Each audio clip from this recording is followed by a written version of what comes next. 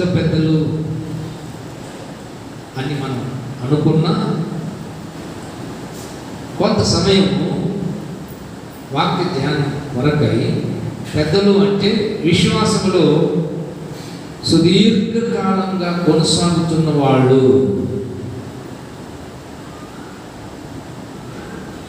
పుట్టడమే క్రైస్తవ కుటుంబంలో పుట్టి విశ్వాసము, నిరీక్షణ, ప్రేమ, సత్యము, సమధర్మము తెలుసుకొని పరిశుద్ధమైన జీవితాన్ని జీవించేటువంటి వాళ్ళు వీళ్ళు పెద్దలు. ఇంతటి భక్తి కలిగినటువంటి వారి జీవితంలో ఏ మేళ్ళు, ఆశీర్వాదాలు కనబడలేదు. వాళ్ళందరూ కూడా పేతురు మీదను, యేసుక్రీస్తు వారి మీదను, దేవుని సంఘం మీదను బాధపడుతున్నారు, సనుక్కుంటున్నారు. ఏంటి ఈ భక్తి?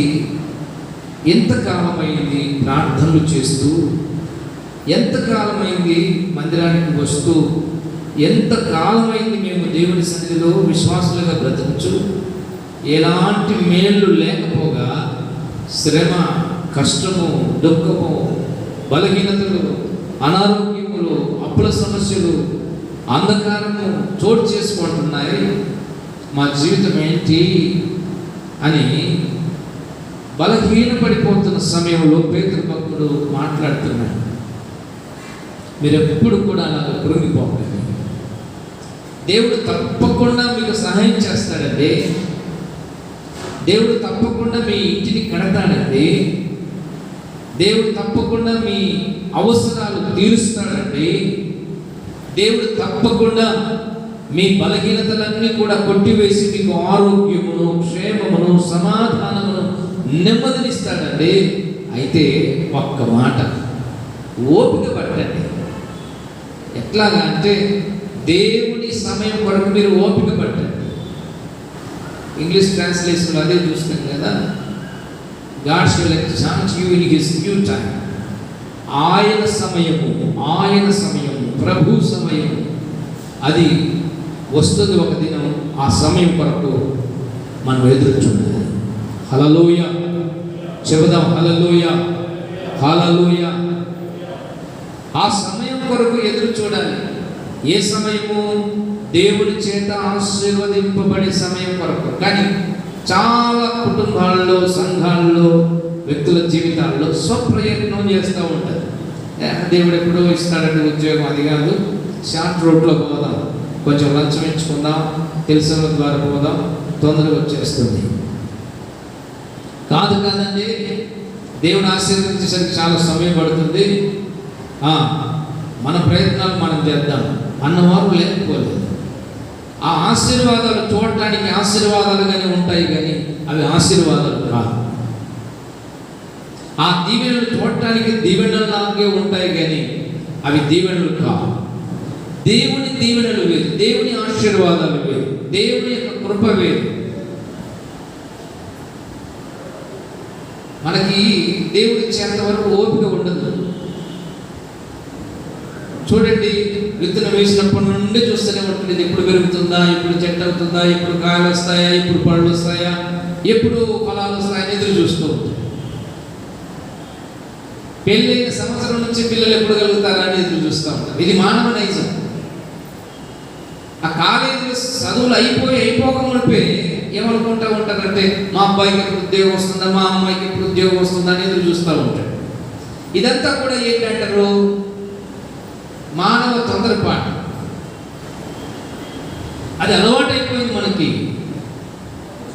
దేవుని దీవెనల కొరకు ఎదురు చూసేటువంటి వాడే నిజమైన క్రైస్తవుడు. చపలబడి దేవుని మహిమపరుస్తాం. దేవుని ఆశీర్వాదాల కొరకు ఎదురు చూసేటువంటి విశ్వాసే నిజమైన విశ్వాసి. అది ఎంత సమయమైనా కానివ్వండి, ఎన్ని రోజులైనా పట్టనివ్వండి, ఎన్ని సంవత్సరాలైన సమయం పట్టనివ్వండి, నువ్వు ఎదురు చూస్తూనే ఉండాలి దేవుని ఆశీర్వాదం నీకు రావాలి అంటే. You should wait upon the Lord till you get the blessings from the Lord Savior Jesus Christ. You should wait for the Lord Savior Jesus till you receive that heavenly blessings.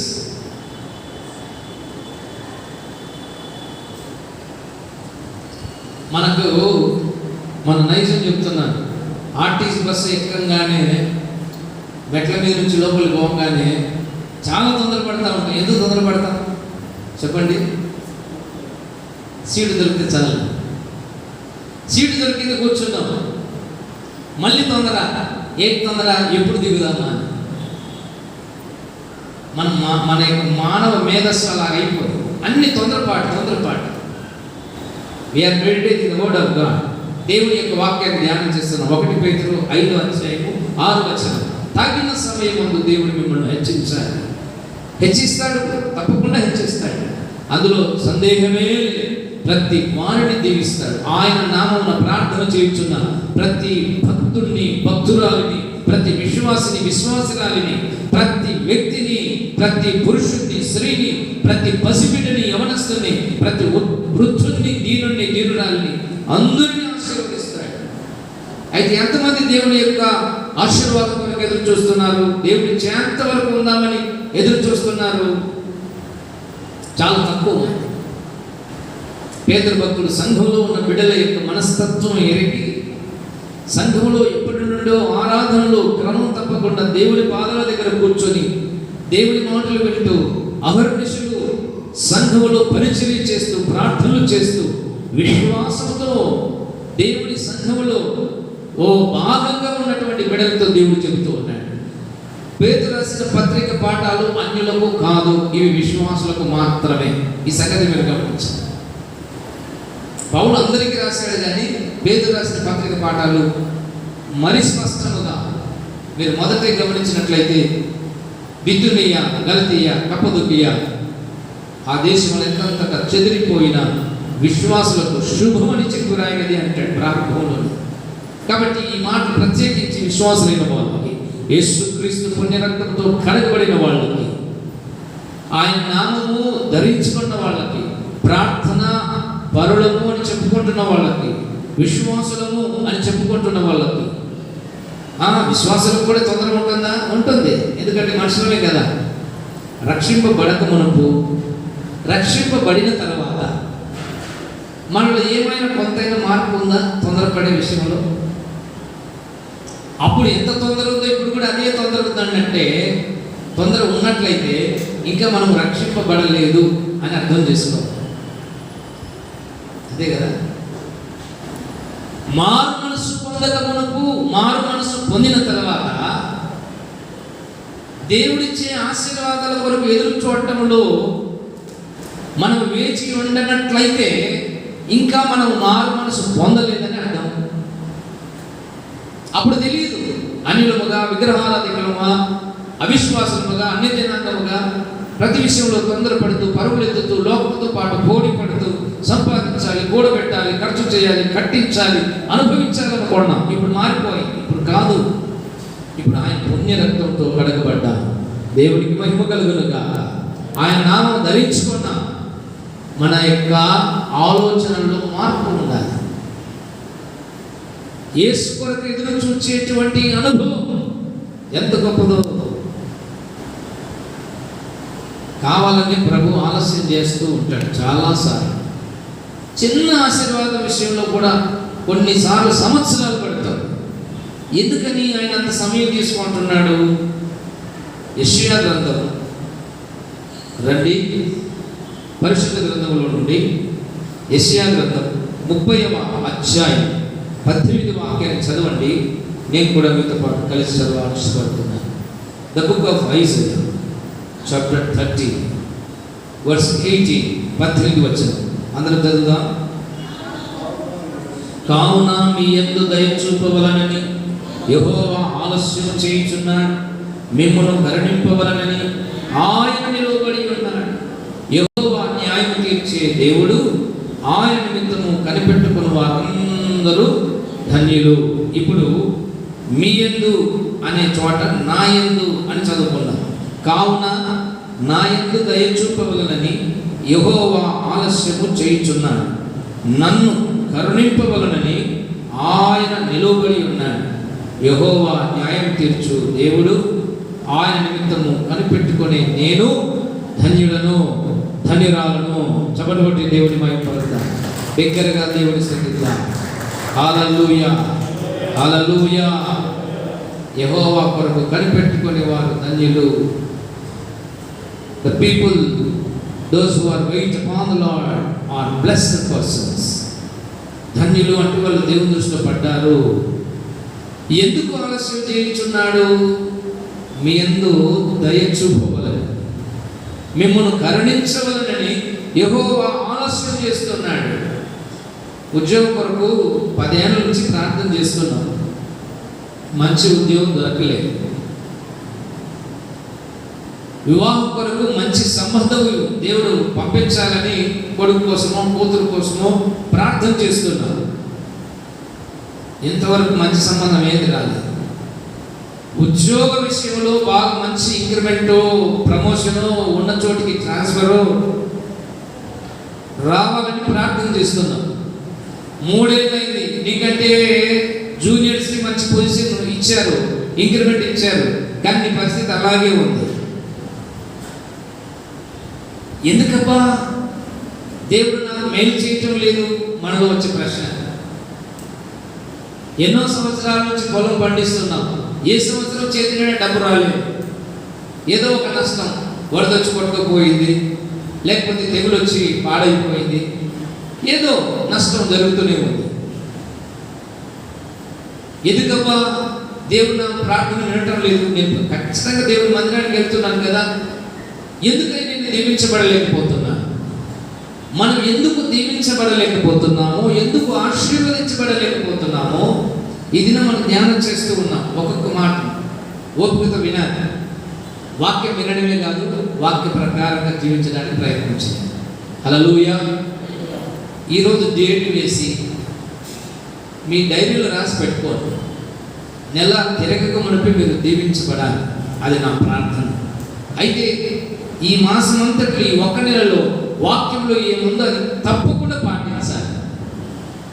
ఏం చెబుతున్నాడు? తగిన సమయమందు దేవుడు మిమ్మల్ని హెచ్చించినట్లు ఆయన బలిష్టమైన చేతి క్రింద మీరు దీన మనస్కులై ఉండండి. Humble yourself so that God can exalt your life by providing a heavenly blessings. బలిష్టమైన ఆయన చేతి కిందకి రండి. దేవుడు మిమ్మల్ని ఆశీర్వదించినట్లుగా, దేవుడు మిమ్మల్ని దీవించినట్లుగా, దేవుడు మిమ్మల్ని దర్శించినట్లుగా, దేవుడు మిమ్మల్ని వృద్ధిలోకి తెచ్చినట్టుగా, దేవుడు మిమ్మల్ని స్వస్థపరచినట్టుగా, దేవుడు మిమ్మల్ని లేవనెత్తినట్టుగా ఏం చేయాలి? మొదట ఆయన బలిష్టమైన చేతి క్రిందికి రావాలి. The first and foremost important factor to be blessed by the Lord is we should come and enter into the kingdom of God. We should come and take a time to meditate the word of God in His presence. దేవుని మందిరంలోనికి రావాలి.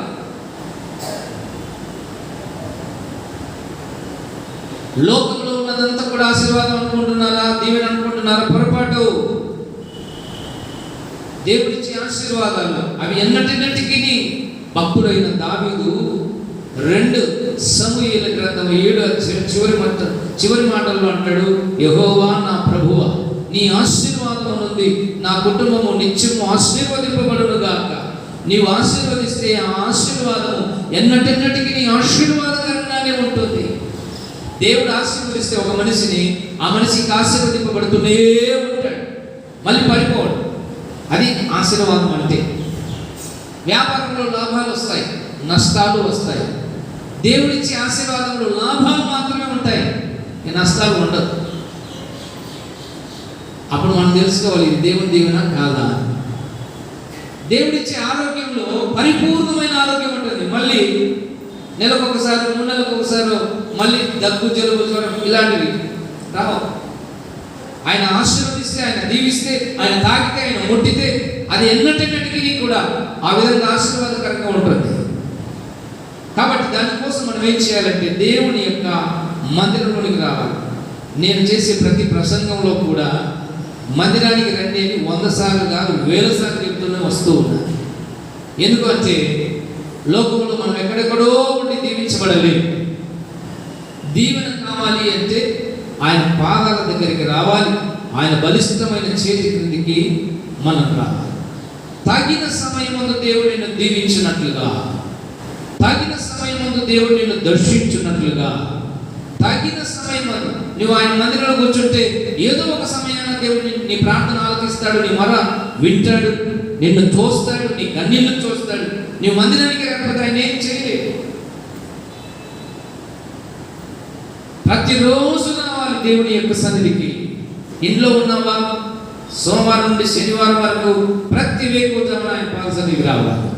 నీ స్వరం ఆయన వినపడాలి, నీ మొర ఆయన వినపడాలి, నీ కన్నీళ్ళు ఆయన చూడాలి, నీ ప్రార్థన ఆయన ఆలోకించాలి. You have to get connected with the Lord Saviour Jesus Christ every morning in the day. Every morning, ప్రతి దినం ఉదయకాలం ఆయన సన్నిధిలో గడపడాలి. ఆయన బలిష్టమైన చేతి దగ్గరికి రావాలి. ప్రభు సంతోషిస్తాడు. నా కుమారుడు నా కుమార్తె నా ఇంటికి వచ్చారు, నేను వారికి ఏదైనా సహాయం చేయాలి. కుటుంబ ప్రార్థనకని నేను క్రిస్మస్ దినాల్లో మిగతా దినాల్లో వస్తూ ఉంటే చాలామంది నన్ను చేర్చుకుని నాకు మంచినీళ్ళు ఇచ్చేవాళ్ళు, టీ కాఫీలు ఇచ్చేవాళ్ళు, దైవ సేవకులు ఇంటికి వచ్చాడని స్నాక్స్ ఏర్పాటు చేసేవాళ్ళు, ఇంకొంతమంది క్రిస్మస్ కేకులు కట్ చేసేవాళ్ళు, మరికొందరు చక్కగా భోజనాన్ని సిద్ధం చేసేవాళ్ళు. ఎవరు వస్తున్నారని? దైవ సేవకుడు ఇంటికి వస్తున్నారు. నేను మీ ఇంటికి వస్తున్నాను, మీరు నన్ను ఊరికి పంపడం లేదు. ఇంకొన్ని కుటుంబాలు సమృద్ధిగా సేవ కొరకు కానుక ఇచ్చి పంపుతూ ఉంటారు. మరి దేవుని ఇంటికి మనం వస్తే దేవుడు మనం ఖాళీగా పంపిస్తాడా? ఆయన ఖాళీగా పంపించాడు. ప్రభు చిత్తమైతే మళ్ళీ జూలై మాసం నుండి కుటుంబాలు దర్శించడం ప్రారంభిస్తాను. గడిచిన 2 ఏళ్ళు మన కరోనా టైం వల్ల నేను కుటుంబాలు దర్శించడం లేదు కదా. అయితే దేవుడు సహాయం చేసి కృపనిచ్చి మంచి వాతావరణం ఇచ్చాడు. తిరిగి జూలై మాసం నుండి శుక్రవారం స్త్రీల సహవాసం జరుగుతోంది. స్త్రీలు కలిసి కుటుంబాలు దర్శించి ప్రార్థిస్తారు. నాకు వీలుబాటు నేను కూడా ఆయా కుటుంబాలు దర్శించి ప్రార్థన చేస్తాను. ప్రార్థన చేయండి, మీరు కూడా ప్రభు దగ్గర ప్రార్థించండి. మనం ఆయన ఇంటికి వస్తే మనం ఊరికి పంపించాడు, ఖచ్చితంగా మనకు ఏదో ఒక సహాయం చేస్తాడు. కాబట్టి వస్తూ ఉండాలి, ఆయన మందిరంలో మనం కనబడుతూ ఉండాలి, ఆయన సన్నిధిలో మనం కనబడుతూ ఉండాలి. నేను మిమ్మల్ని అడుగుతాను, చెప్పండి, బిడ్డలు పాస్ అవ్వాలి అంటే ప్రతిరోజు స్కూల్కి వెళ్ళాలి, అవునా కదా? పండుగ రోజు పబ్బం రోజు పోతే చదువు రాదు. నెల జీతం మనకు రావాలి అంటే నెలలో ఒకరోజు పోతే సరిపోతుందా? కొంతమంది నెలలో ఒక్క ఆదివారం వస్తారు మందిరానికి, ఒకే ఆదివారం. వాళ్ళు ఏమనుకున్నారో తెలుసుకుంటారో నాకు తెలియదు. అదేదో మాకు చెప్తే మేము సంతోషపడతాం. ఒక ఆదివారం కనపడతారు, అంతే. కష్టం వచ్చినప్పుడు కనపడతారు, రోగం వచ్చినప్పుడు కనపడతారు, బాధ వచ్చినప్పుడు కనపడతారు. దేవుడు దాన్ని లెక్కలోకి తీసుకుంటాడా? ఆయన ఇంటిలో మనం కనబడుతూనే ఉండాలి. దేవుని యొక్క వాక్యం రాయబడింది, ఆయన బలిష్టమైన చేతుల కిందకి మీరు రండి. 2వది వాక్యం రాయబడింది, మీరు దీన మనస్సులో అయ్యండి. వచ్చిన మనం ఏం చేయాలంట? దీన మనస్సు కలిగి ఉండాలి. దీన మనస్సు అంటే ఏంటి? సోమవారం నుంచి శనివారం వరకు ఎన్ని మేకప్లు చేసుకోవాలో అన్ని మేకప్లు చేసుకొని, ఆదివారం రోజు ఆ డబ్బా ఆనందం ఎంతైతే ఉందో అంత నెత్తిన పోసుకొని, తెల్ల బట్టలు కట్టుకొని, పాత చెప్పులు తొడుక్కొని, ఇక పైనుంచి ఎంత భక్తికి వచ్చారో అని మందిరానికి వస్తే కాదు, అది కాదు దీన మనస్సు. సోమవారం నుండి శనివారం వరకు ఎన్ని సీరియల్ వస్తాయో అన్నీ చూసేసి ఆదివారం రోజు పెద్ద పరిశుద్ధ గ్రంథం తీసుకొని మందిరంలో కూర్చుంటే అది కాదు దీన మనస్సు. దీన మనస్సు అంటే ఏంటి? కొంతమంది వినండి, దేవుడి దగ్గర తగ్గించుకుంటారు, ప్రజల దగ్గర తగ్గించుకోరు, సొంత కుటుంబంలో తగ్గించుకోరు, సంఘ బిడ్డల దగ్గర తగ్గించుకోరు. ఇది దీన మనస్సు అనబడదు. దీన మనస్సు అంటే ఏంటి? నువ్వు దేవుని దగ్గర ఎలా ఉంటావో లోకంలో కూడా అలాగే ఉండాలి. చెప్పలు కూడా దేవుని మీద. దీన మనసు అంటే ఏంటి? దేవుని దగ్గర ఎలా ఉంటామో మనుషుల దగ్గర అలాగే ఉండాలి. దేవుని దగ్గర ఎంత పరిశుద్ధంగా భక్తి, విశ్వాసము, ఎంత నెమ్మది కలిగి ఉంటాం అలాగే ఉండాలి. దాన్ని దీన మనసు అంటారు. మందిరంలో praise the Lord sister, praise the Lord, praise the Lord అమ్మా, ఇంత మంచి మాటలు పెట్టి, ఇంత మంచి మాటలు చెప్పి ఇంటికి పోయిన తర్వాత ఆ వీధుల్లో కేకలు వేసినట్టు ఇంట్లో కేకలు వేస్తూ ఉంటారు. ఓ రోజు పాస్టర్ గారు ప్రయాణం అవుతూ వెళ్తున్నాడంట. గుంటూరులో శాంతవర్ధనయ్య గారు అని ఉన్నారు. ఎంఎస్ శాంతవర్ధనయ్య గారు చాలా గొప్ప దైవసేవకుడు. జీసస్ కాల్స్లో ట్రాన్స్లేటర్ కొన్నేళ్ళు పనిచేసిన తర్వాత ఆయన దేవుడు ప్రేరేపిస్తే పరిచయం ప్రారంభించారు. ఇప్పుడు లేరు, ప్రభుత్వం నిద్రించారు. ఆయన కుమారుడు ఓ రోజు దగ్గర ఉన్నటువంటి ప్రాంతంలో స్వార్థ కూటం అంటే వెళ్తున్నారంట.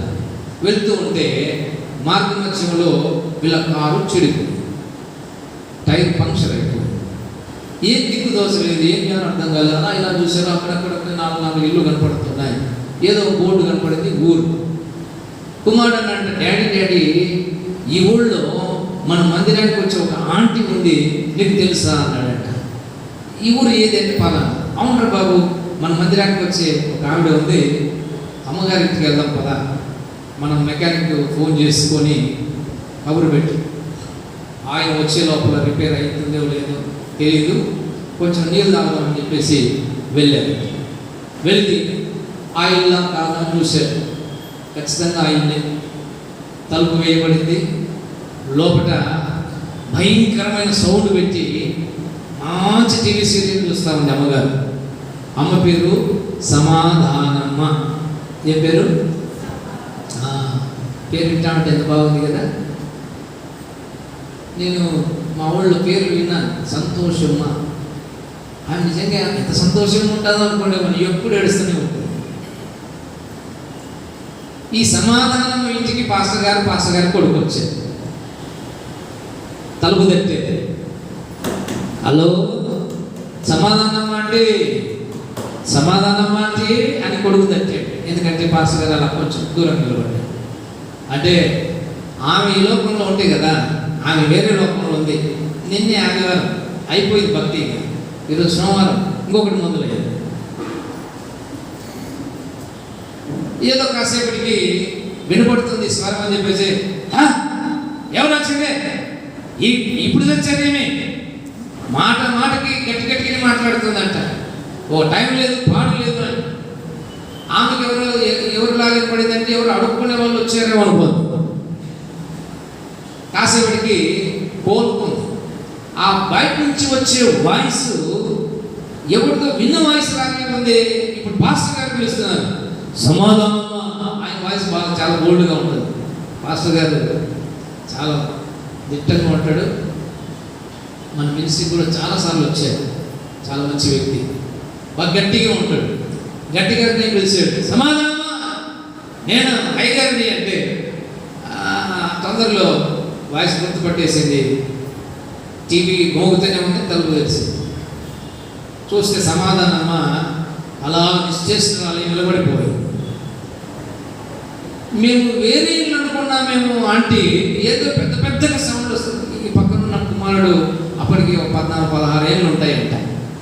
వేరే ఇల్లు అనుకున్నామంటే లేదు ఆయన మన ఇల్లే, రండి నేను వందనాలు స్తోత్రాలు. టీవీ మోగుతూనే ఉంది. రిమోట్ ఎక్కడ పెట్టిందో తెలియదు. అదేమో పెద్ద డైలాగులు వస్తున్నాయి. ఇప్పుడు ఎట్లా ఆఫ్ చేయమో తెలియదు. అయ్యగారు ఏమో వచ్చారు, పేరేమో సమాధానమో 100 సార్లు సాక్ష్యం చెప్పింది సంఘంలో. ఇప్పుడు చూస్తేనేమో మంచి సీరియల్ చూస్తాం. మళ్ళీ ఆదివారం ఆరాధనకు వచ్చినప్పుడు, ఎందుకంటే దేవుడు నన్ను దీవించడు, ఎందుకంటే నన్ను ఆశీర్వదించడు, నేను దశభాగాలు ఇస్తున్నాను, నేను ప్రార్థనకు వస్తున్నాను, నేను సాక్ష్యం చెబుతున్నాను, నేను పరిచర్య చేస్తున్నాను, ఏంటయ్యా అని అడిగేది. ఈమె నిజస్వరూపం ఇంట్లో కానీ బయట పడలేదు. ఇంట్లో జాగ్రత్తగా ఉండండి, నేను రాకపోవచ్చు, ఏసై వస్తాడు మీ ఇంటికి, ఆయన లెక్క చెప్పాలి, నాకేం చెప్తారు లేదు. హల్లెలూయా చెబుదాం, హల్లెలూయా. మనము దీన మనస్కులమై ఉండాలి. అయ్యగారు ఆశ్చర్యపోయారట. సమాధానం అయ్యేది ఇంత గట్టిగా మాట్లాడుతుంది. ఏ పేరు ఆమె పేరు? సమాధానం. కొందరు క్రైస్తవుల పేర్లు పెట్టుకుంటారు. దావీదు, ఆయన ఎంత మంచి ప్రార్థనా పరుడు, ఈయన మాత్రం ఎప్పుడు సిగరెట్లకు బీడీలు కాల్స్తూనే ఉంటాడు. ఆ పేర్లు పెట్టుకోకుండా దయచేసి, లేకపోతే బీడీలు సిగరెట్లైనా మానేసేది. సువార్తమ్మా అని ఒక ఆవిడ వచ్చింది ఒక ఊరికి సువార్తకి వెళ్తే, మేము నా పేరు రాసుకోవట్లేదు. 3 రోజులు సభలు అయిపోయినాయి. ఆలగడ్డ దగ్గర ఆలమూరు, 2003-04 ఆ ప్రాంతం. నేనే డైరీ పెట్టుకుని రాసుకుంటున్నాను. ఏంటి ఆ పేరు రాసుకుంటున్నాను అంటే, 3 రోజులు సభలు అయిపోయాయి. ఎందరైతే మారు మనసు పొంది పాపక్షమాపణ పొంది ప్రభు నాతో మాట్లాడండి, నా పాపాలు కడిగాలని ఒప్పుకుంటున్నారు, వారు రేపటికి బాప్తిస్మానికి సిద్ధపడండి అని ఆ స్టేజ్ మీద అనౌన్స్ చేస్తే పెద్ద క్యూ నిలబడ్డారు. ఆ క్యూలో ఈమె కూడా నిలబడి నా పేరు రాసుకోండి. నీ పేరు రాసుకుంటాను కానీ నోట్లో ఏంటి అంటే దాంట్లో నీకేమీ లేదు.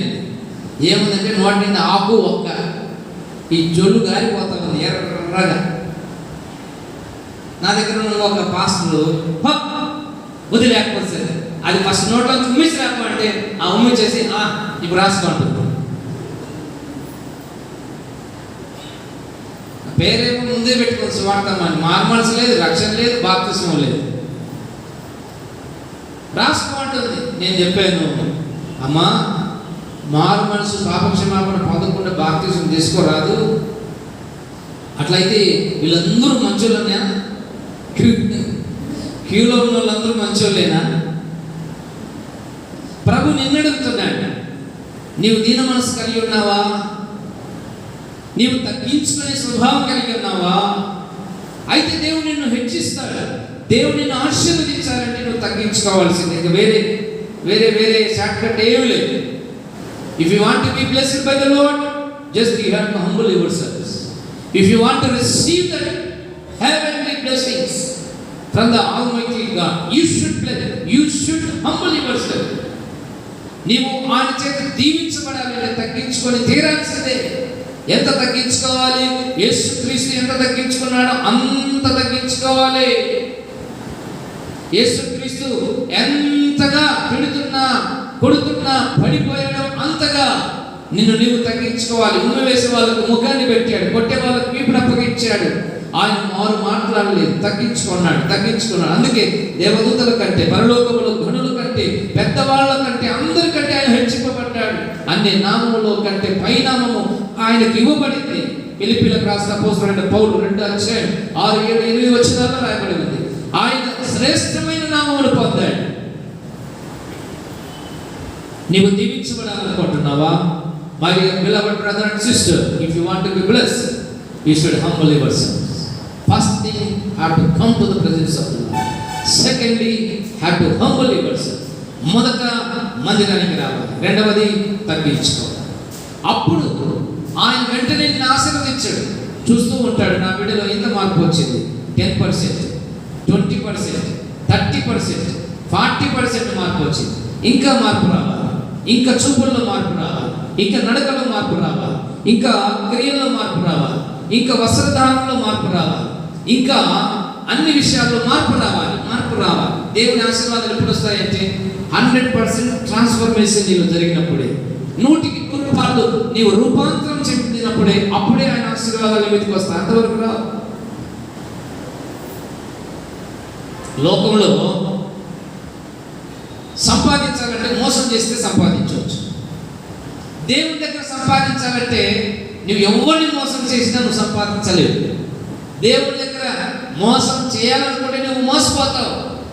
మోసపోబడి దేవుడు వెక్కిరింపబడడు. మనుషుడు ఏమి ఇస్తునో అదే కోస్తాడు, ఆ పట్టనే కోస్తాడు.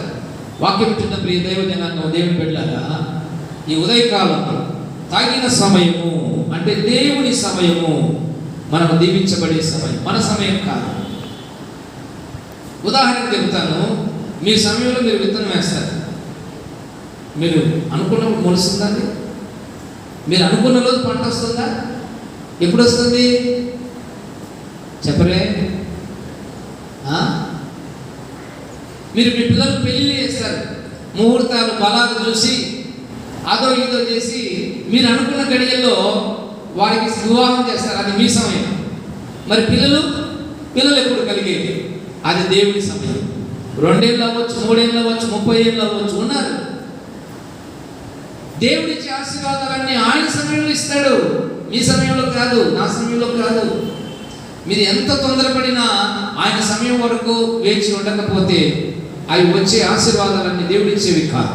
ఒకవేళ వచ్చినా కూడా అవి దేవుడిచ్చినవి కానే కాదు. యాకోబు ఆశీర్వదించబడటానికి 20 ఏళ్ల సమయం పట్టి 31 అధ్యాయంలో నిన్నటి వారంలో మనం మహనీయుడి గురించి ధ్యానం చేస్తూ వచ్చారు. He was waited for the blessings from the heavenly Father 20 years. 20 ఏళ్ళు వేచి ఉన్నాడు. యోసేపు బానిసగా అమ్మబడి ఫరో దేశంలో జైల్లో చెరసాలలో వేయబడి సొంత అన్నల చేత ద్వేషింపబడి దూషింపబడి ఇదిగో నూతిలో వేయబడి ఇస్మాయిలులకు అమ్మబడి రకరకాల చిత్రహింసల పాలయ్యాడు. యోసేపుకు వచ్చిన కళ నెరవేరటానికి 30 ఏళ్ల సమయం పట్టింది. ఆదికాండం వాక్యం మీరు గమనించినట్లయితే 41 అధ్యాయం 46 వచనాన్ని చదువుదాం. The book of Genesis chapter 41 verse 46. 41, 46. యోసేపు బయలుదేరి ఐగుప్తు దేశం అంతటా సంచరించెను. యోసేపు ఐగుప్తు రాజైన ఫరో ఎదుట నిలిచినప్పుడు 30 సంవత్సరములు గలవాడై ఉండెను. అప్పుడు యోసేపు ఫరో ఎదుట నుండి వెళ్ళి ఐగుప్తు దేశం అంతటా సంచారం చేసి దేవుడికి మహిమ కలుగునుగాక. యోసేపు ఎవరు? ఒక బానిస రాజు కావటానికి మనకంత తర్వాత తెలుసు. 30 ఏళ్ళ సమయం పట్టింది తనకు వచ్చిన కళ. యోసేపు చిన్నవాడిగా ఉన్నప్పుడు కళలు వచ్చేవి. ఏ కళలు అంటే అతడు రాజు అయినట్టు, అన్నలందరూ వచ్చి యోసేపునకు మొక్కినట్టు, తల్లిదండ్రులు కూడా నమస్కారం చేసినట్టు కళలు కన్నాడు. ఈ కళలన్నీ నెరవేర్చబడటానికి 30వ ఏట యోసేపు 30 వయసు చేత వరకు యోసేపు ఎన్ని శ్రమల గుండా వెళ్ళాడు. దైవికమైన ఆశీర్వాదాలు, divine blessings.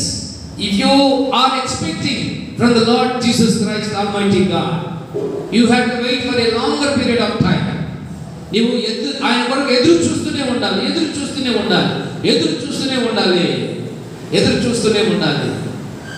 యోసేపు అలాగే ఎదురు చూశాడు.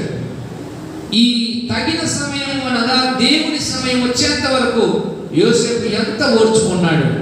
ఏ తప్పు చేయకపోయినా అన్నల చేత పెద్ద బావిలో త్రోయబడ్డాడు, నీళ్లు లేని బావి.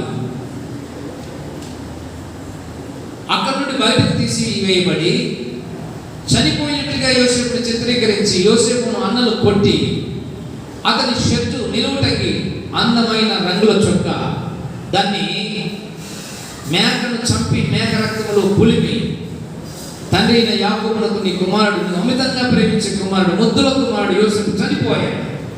ఇదిగో వాని వస్త్రం మాకు దొరికింది. ఏ పులి తోడేలు సింహం చీల్చిందో మాకు తెలియదు. ఇదిగో వాని వస్త్రం అని చెప్పేసి తండ్రిని నమ్మించి తండ్రిని దుఃఖముఖినిగా చేశారు. యోసేపు ఎక్కడున్నాడో తండ్రికి తెలియదు. యోసేపు బ్రతికి ఉన్నా చనిపోయిన వాడితో సమానంగా చావు దినాలన్నీ అయిపోయాయి. బ్రతికి ఉండంగానే యోసేపు కోసం సొంత దేశంలో నాన్నగారు అంగలార్పు దినాలు ప్రకటించుకున్నాడు. 40 దినాలు పైబడి ఏడ్చాడు. నా కుమారుడు యోసేపు అని ఏడ్చుతూ వచ్చాడు. బూడిద చల్లుకున్నాడు, గోనె పట్టు కట్టుకున్నాడు, మంచం మీద పడుకోలేదు, పొరలాడుతూ బ్రతికాడు. యోసేపు అక్కడ ఓ బానిసగా బ్రతుకుతున్నాడు. పోతిఫెర ఇంటిలో బానిసగా కుదిరాడు. 2వ శ్రమ యోసేపు చేయని నేరానికి తప్పు మోపబడి యోసేపు పోతిఫెర భార్య చేత బలవంతం చేయబడితే పాపానికి ఒప్పుకోలేదని చెప్పేసి అతన్ని మళ్ళీ తిరిగి రాకుండా ఆ యొక్క రాజద్రోహుల బందీఖాన ఏదో ఉందో అందులో బంధింపబడ్డాడు, జైల్లోకి వెళ్ళాడు. ఏ తప్పు చేయలేదు. యోసేపుకేమో రాజు అయినట్టు కళ్ళు వస్తే ఇప్పుడు ఎక్కడున్నాడు? జైల్లో ఉన్నాడు. యోసేపునికేమో అన్నలు కాళ్ళకు మొక్కినట్టు నమస్కారం చేసినట్టు కళ్ళు వస్తే ఆ సొంత అన్నలు కాళ్ళు చేతులు కట్టి నూతులు పడేసాడు. దైవ చిత్తం, దేవుని ఉద్దేశం నిజమా కాదా అని యోసేపు తేల్చుకోలేకపోతున్నాడు. మనకొచ్చే శ్రమలు మనల్ని కృంగదీస్తాయి, మనకొచ్చే బలహీనతలు మనల్ని ఉక్కిరి బిక్కిరి చేస్తాయి, మనకొచ్చేటువంటి రకరకాల వేదనలు బాధలు మనల్ని ఎంతగానో కృంగదీస్తాయి. అయితే నీవు దేవుడి మీద ఆధారపడుతున్నంత కాలం అవి నిన్నేమి చేయలేవు. తగిన సమయం కొరకు నువ్వు ఎదురు చూడాలి. తగిన సమయం, దేవుని సమయం కొరకు నువ్వు ఎదురు చూడాలి. లోకంలో చాలా మంది ప్లాన్లు చెప్తూ ఉంటారు, ఇట్లా చేసింది బాగుండు, అట్లా చేసింది బాగుండు, ఎందుకు ఈ తప్పు నీ మీద మోపబడింది. యోసేపునకు జైల్లో తోటి ఖైదీ చెప్పిండొచ్చు, యవనస్తుడివి, అందంగా ఉన్నావు, పాపం చేసింది అయిపోయింది, మంచి అధికారి భార్య, జీవితం అంతా నువ్వు సుఖపడేవాడివి, కావలసిన డబ్బు బంగళా నీకు ఇచ్చేవాడు, మంత్రి పదవి వచ్చేది పిచ్చోడా, తప్పు చేయకుండా ఒప్పుకున్న దానికి ఇప్పుడు శిక్ష అనుభవిస్తున్నావు, సరిపోయిందా అని ఉండవచ్చు. కానీ యోసేపు ఏమంటాడు, ఇంత ఘోరమైన దుష్కార్యం వచ్చేసి నా దేవుని ఎదుట నేను ఎలా పాపం కట్టుకుంటాను? నాకు ఆశీర్వాదం కంటే పవిత్రత ఎంతో అవసరం. హల్లెలూయా. పవిత్రత నాకు అవసరం. నాకు పవిత్రత లేకుండా నేను ఎంత ఉన్నత స్థితికి వెళ్ళినా కూడా దేవుడికి నేను ఇష్టం కాదు. నేను మనుషులను మెప్పించడానికి ఈ భూమి మీద దేవుని చేత నిర్మింపబడలేదు. ఒకవేళ నేను ఈ జైల్లోనే చనిపోయినా పర్వాలేదు, నేను ఎలాగో చనిపోయానని మా అన్నలు మా నాన్నను నమ్మించి దినాలు కూడా చేసుకుని ఉంటారు, ఇప్పుడు బ్రతికి లాభమేం లేదు అని ఒకవేళ యోసేపు అనుకుని ఉండవచ్చు. దేవుని యొక్క వాక్యం రాయబడింది, తగిన సమయం వద్దు. తగిన సమయం అంటే దేవుని సమయం. చెబుతా వినండి.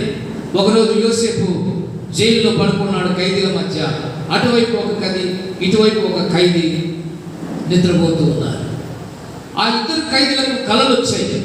ఉదయం లేచి యోసేపుతో మాట్లాడుతున్నారు. చాలా దిగులుగా కూర్చున్నారు.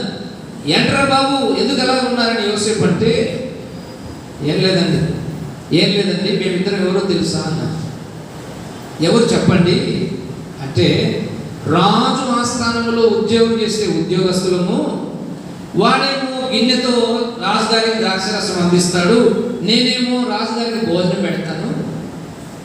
మేము రాజుగారిని చంపాలనుకున్న విషయం రాజు తెలిసింది, అందుకు మమ్మల్ని జైల్లో పెట్టాడు. తెల్లవారితే రేపు మమ్మల్ని ఉరి తీస్తారు, ఇది మా సంగతి అని ఏడ్చారు.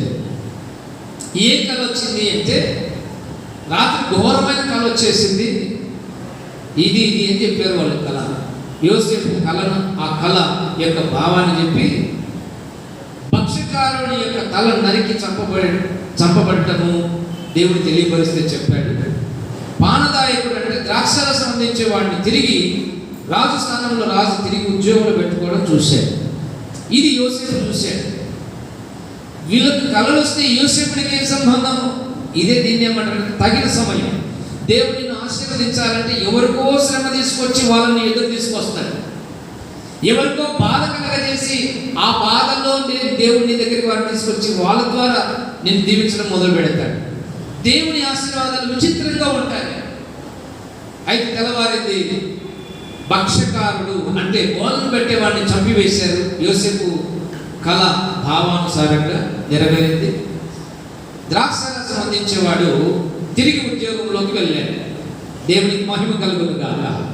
హల్లెలూయా. ఇంత జ్ఞానం యోసేపుకు దేవుడు ఇచ్చాడు.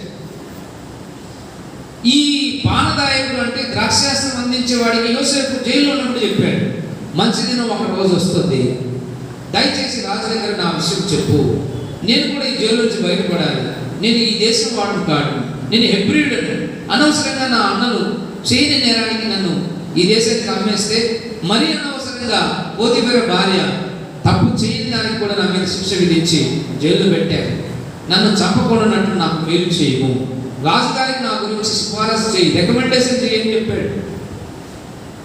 మనోడు మేలు పొందాడు, బయటికి వెళ్ళాడు, మర్చిపోయాడు. చాలా మంది ఇదే కదా చేసేది, మేలు జరిగింది, బయటికి వెళ్తాం, మర్చిపోతాం, దేవుడిని మర్చిపోతాం, సంఘాన్ని మర్చిపోతాం, సేవకుని మర్చిపోతాం. ఎంతమంది గుర్తుంటాడు దేవుడు? చాలా తక్కువ మందికి. మళ్ళీ దేవుడు గుర్తు రావాలంటే మళ్ళీ శ్రమ రావాలి, అంతే కదా. కరోనా టైంలో బ్రతికితే చాలు ప్రభువా. అప్పుడు ఎన్ని ప్రార్థనలు చేశారు. నాయన ఆలయాలు మూసివేయబడ్డాయి, తెరిపించండి నాయన. ప్రార్థన జరగడం లేదయ్యా. ప్రపంచమంతా సువార్త ప్రకటించబడాలి, మారు మనసు పొందాలి, రక్షించండి నాయన అని ఇంట్లో ఉపవాసం నుండి ప్రార్థన చేశారు. సంఘాలు లేకపోతే మేము లైవ్లు పెట్టుకొని ఏడ్చి ప్రార్థన చేశారు. ఎన్ని గ్రూపులో ఎన్ని గుంపుల్లోనో జూమ్ మీటింగ్లు అంట, ఆ మీటింగ్ ఈ మీటింగ్ అన్నీ జరిగాయి. కృప కలిగిన దేవుడు మందిరాలు తెరిపించాడు. మందిరానికి రావచ్చా? రాదు. ఎందుకు రాదు? కరోనా పోయింది కదా. మళ్ళీ మందిరానికి వీళ్ళు పరిగెత్తి రావాలంటే మళ్ళీ కరోనా రావాలి. అంతేనా? యోసేపు దగ్గర మేలు పొందిన వాడు యోసేపును మర్చిపోయాడు. యోసేపుకి అన్ని ఎదురు దెబ్బలే. సొంత అన్నలకి సర్ది తీసుకుని వెళ్ళాడు, ఆహారం తీసుకుని వెళ్ళాడు. అక్కడెక్కడో గొర్రెల మందలు మేపుతున్నారని చెప్పేసి ఇంటి నుండి ఎంతో దూరం వెళితే అన్నం తీసుకుని తిని, అన్నం తిని కూడా నమ్మక ద్రోహం చేశారు. అక్కడ యోసేపు సొంత అన్నలు, ఇక్కడ సొంత పోతీఫెర భార్య, అధికారి భార్య, జైల్లో స్నేహితులాగా ఉన్నటువంటి వాడు, అందరూ కూడా మోసం చేస్తూనే వచ్చారు. దేవుడు ఎప్పుడు మేలు చేస్తాడంటే మనుషులు ద్రోహం చేసినప్పుడు. దేవుడు ఎప్పుడు సహాయం చేస్తాడంటే మనుషులు చేతులు ఎత్తేసినప్పుడు. దేవుడు ఎప్పుడు స్వస్థపరుస్తాడంటే డాక్టర్లు మాతో కాదు అన్నప్పుడు. దేవుడు ఎప్పుడు నిన్ను ఎత్తుకుంటాడంటే నాన్న వాళ్ళందరూ నిన్ను వెలివేసి నిన్ను ఒంటరి వాడు చేసినప్పుడు. అంతవరకు దేవుని దగ్గరికి రాదు. అది దేవుని సమయం. చెప్పటువంటి దేవుని మైండ్. ఎవరు లేక ఒంటరినై అందరికీ నే దూరమై అనాథగా మిగిలాను, నువ్వు రావాలేసయ్యా, నువ్వు రావాలేసయ్యా. యోసేపు పాట పాడమంటాడు జైల్లో. నేనున్నానని అందరూ అంటారు, కష్టాల్లో బాధల్లో వాళ్ళు తొలగిపోతారు. దీనుడనై అందుడనై అనాథగా మిగిలాను, నువ్వు రావాలేసయ్యా, నువ్వు రావాలేసయ్యా, నువ్వు రావాలేసయ్యా, నువ్వు రావాలి యేసయ్యా. హల్లెలూయా. యోసేపు ఎన్ని రాత్రులు గడిపాడో నాకు తెలియదు. దిక్కు తోచలేదు. యోసేపు చేయని నేరానికి, చేయని తప్పుకి శిక్ష అనుభవిస్తూ వచ్చాడు. యోసేపు యేసుక్రీస్తు వారికి ముంగుర్తు, సాదృశ్యమై ఉన్నాడు. పాత నిబంధనలో యోసేపు, క్రొత్త నిబంధనలో యేసుక్రీస్తు వారి పోలికలు ఉన్నాయి. పోలికలు అంటే ఆయన ఈక్వల్ టు జీసస్ క్రైస్ట్ అని కాదు. ప్రవచనాలు చెబుతూ ఉన్నాయి, ఇలాగ జరుగుతాయి, ఇలాగ వస్తాడు ప్రభు.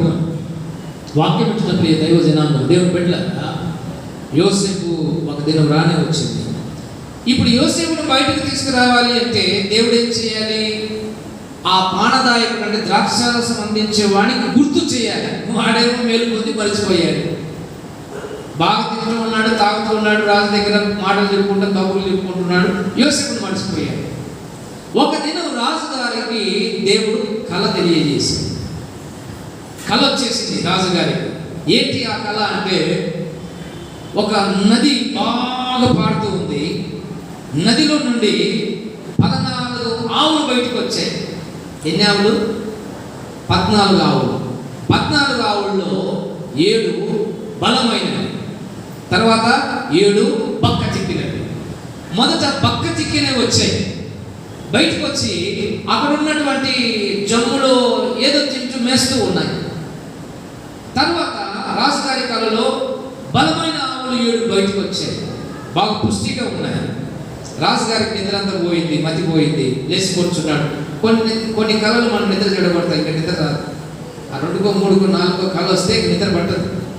మన సొంత వాళ్ళు ఎవరు చనిపోయినట్టు, మన ఇల్లు అంటుకుపోయినట్టు, మన అప్పుల పాలైనట్టు, ఉన్నట్టుండి మన ఉద్యోగం కూడినట్టు, మన మీద ఎవరో కేసు పెట్టినట్టు, జైల్లో ఆడవినట్టు వచ్చింది అనుకోండి, ఇంక అయిపోయింది నిద్ర పటాపంచండి. ఏముంటుంది? ఏముంటుంది. అంతే కదా. కొంతమందికి నిద్రలో పాములు తిరిగినట్టు కనపడుతూ ఉంటాయంట. ఏ రోజు వాక్యం చదవకపోతే ఇంక అవే కదా తిరిగేది. మరి ఇంకేం తిరుగుతాయి? దేవదూతలు తిరుగుతారా? నీ మొహానికి వాక్యం లేదు, ప్రార్థన లేదు, మందిరం లేదు, సాక్ష్యం లేదు, ఇంక అవే కనపడేది. యోసేపునకు మాత్రమే కలభావం చెప్పగలిగిన స్థాయి ఉంది. ఆ దేశంలో ఎవరికి లేదు. రాజుగారు కబురు పెట్టించారు. దేశమంతా చాటింగ్లు వేయించి రాత్రి వచ్చిన కలభావం ఎవరైనా చెప్తారా అని పరో దేశంలోని ఐగుప్తులో నుండి మంత్రగారులను, శకునగారులను, విద్వాంసులను, శాస్త్రవేత్తలను అందరూ పిలిపించాడు. ఒక్కడు చెప్పలేకపోయాడు.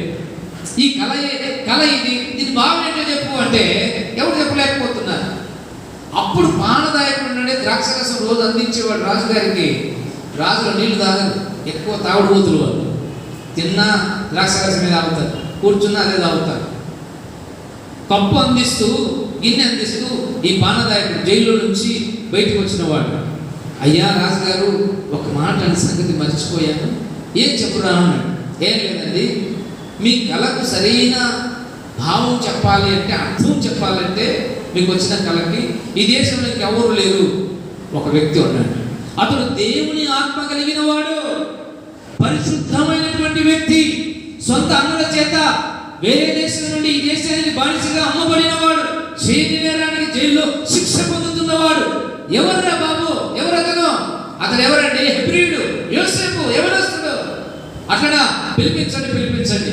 జైల్లో పడి ఎన్నో ఏళ్ళయింది. గడ్డం పెరిగిపోయింది, జుట్టు పెరిగిపోయింది, బట్టలు మాసిపోయాయి.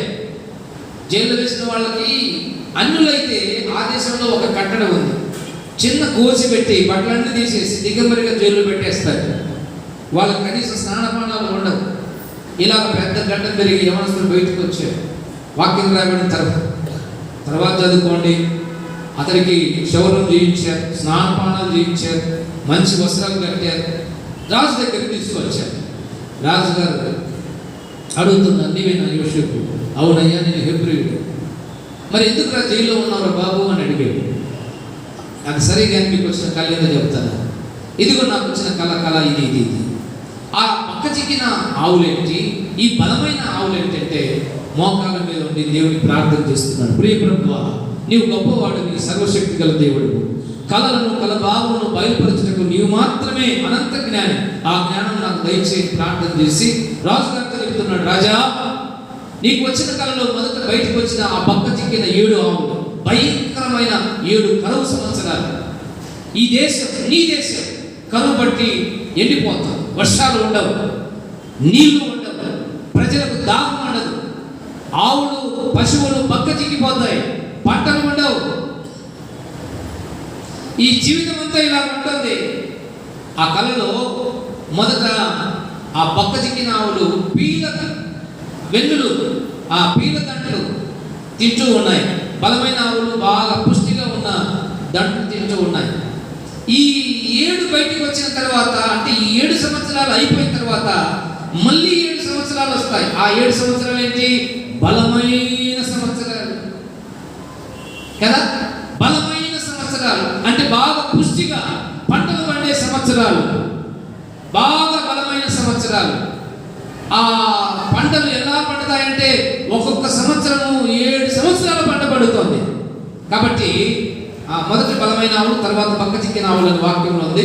ఈ బాగా పంట పడిన సంవత్సరాలంతా వచ్చిన ధాన్యాన్ని మీరు ఏం చేయాలి అంటే, బాగా ధాన్యాన్ని గోదాముల్లో దాచాలి, భద్రపరచాలి.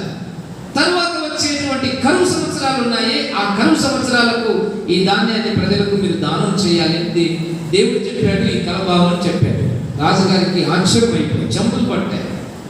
నేను సింహాసనం మీద కూర్చుని ఉండి కూడా ఇంత జ్ఞానం లేదే, ఈ యవనస్తుడు ఇలా చేస్తున్నాడని చెప్పేసి యోసేపును పిలిచి 2వ రాజుగా ప్రకటన చేశాడు. చెప్పండి కూడా దేవుని బిగ్గరగా దేవుని స్తుతిద్దాం. హల్లెలూయా. 2వ రాజుగా ప్రకటించాడు. ఇతడు హెబ్రీయుడే, కానీ నా కుమారునితో సమానం. నా తర్వాత రాజు ఇతనే, నేను ఉన్నా కూడా ఇతనే రాజు. యోసేపు అనుమతి లేకుండా ఐగుప్తీయుల్లో శాస్త్రవేత్తలు కానీ, మంత్రజ్ఞులు కానీ, విద్వాంసులు కానీ, మంత్రులు కానీ ఎవరైనా సరే కాలు కూడా మెదపడానికి వీలు లేదు.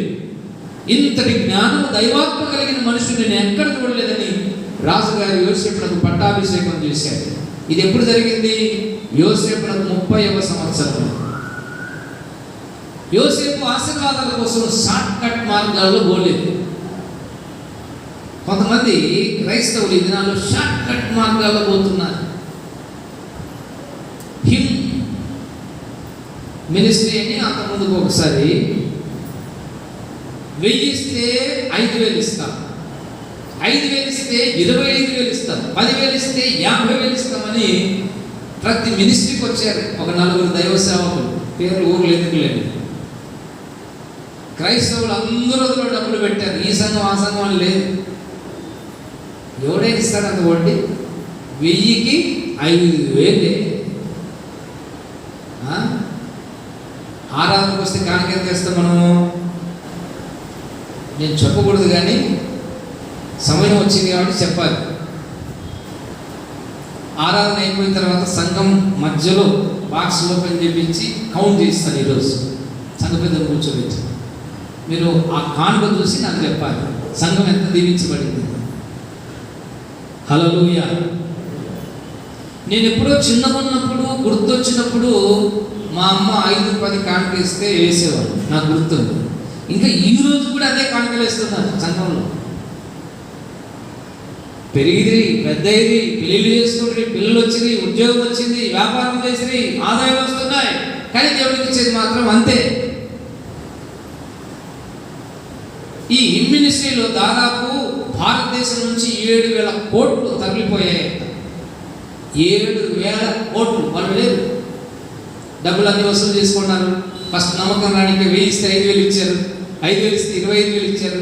ఇలా 1 నెల నడిపారు, 2 నెలలు నడిపారు. ఇక అంతా పోగేసుకున్నారు మొత్తం అన్ని రాష్ట్రాల నుంచి. తమిళనాడులో ఒక సంస్థ, ఇక్కడ ఒకరు, అక్కడ ఒకరు, అన్ని దేశం అంతా కూడా అంత పట్టుకుపోయారు. అంటే క్రైస్తవుల డబ్బు 7,000 కోట్లు. ఎన్ని సంఘాలు కట్టవచ్చు, ఎంత గొప్ప సేవ చేయొచ్చు. అదే పలానా చోట మందిరం కడుతున్నామంటే ఇవ్వరు, ప్రార్థన కూటం పెడుతున్నామంటే ఇవ్వరు, దైవ సేవకుల గురించి ఆలోచన ఏమి ఉండదు. ఎంత అన్నారని నేను ఇచ్చేది ఇంతే ఇంతే.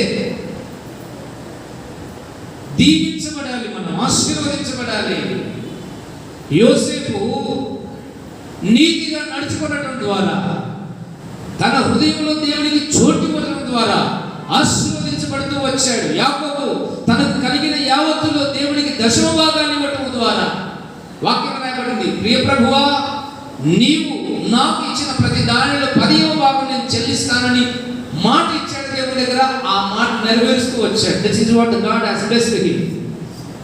ఇది నాలుగు సేవకుడు 10వ భాగం గురించి చెప్తే వాళ్ళు ప్రసంగాలు మంచివి కాదు, ఆ సేవకుడు మంచివాడు కాదు. నేను మిమ్మల్ని అడుగుతాను, మీ కుటుంబం నడపాలి అంటే మీరు ఇంట్లో భార్య భర్త ఉద్యోగాలు చేయాలి. సంఘాన్ని నడపాలంటే ఎవరు ఉద్యోగాలు చేయాలి చెప్పండి? సంఘం నడపాలి. ప్రతి ఆరాధనలో కావలసినవన్నీ సమకూర్చాలి. ఇంత చక్కటి ప్రాంతంలో దేవుడు మనకు మంచి స్థలం ఇచ్చాడు, ఆరాధన చేసుకుంటున్నాం. దానికి మనం ఎంతో చెల్లించాల్సి.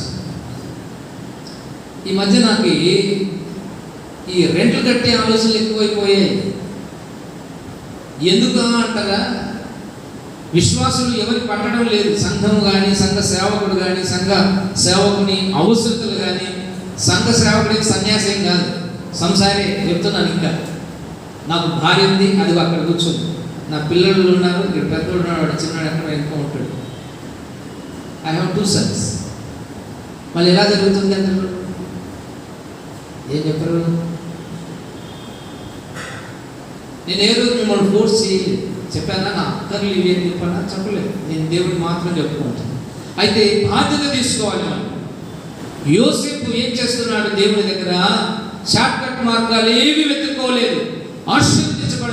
ఆశీర్వదించబడటానికి తన జీవితాన్ని దేవుడికి అప్పగించుకున్నాడు. ఆ మినిస్ట్రీ వాళ్ళ తర్వాత అరెస్ట్ చేశారు. అరెస్ట్ చేయబడిన వాళ్ళు సేవకులు కూడా ఉన్నారు, మా దగ్గర కూడా వచ్చారు, నన్ను మాట్లాడమన్నారు దైవ సేవకులు.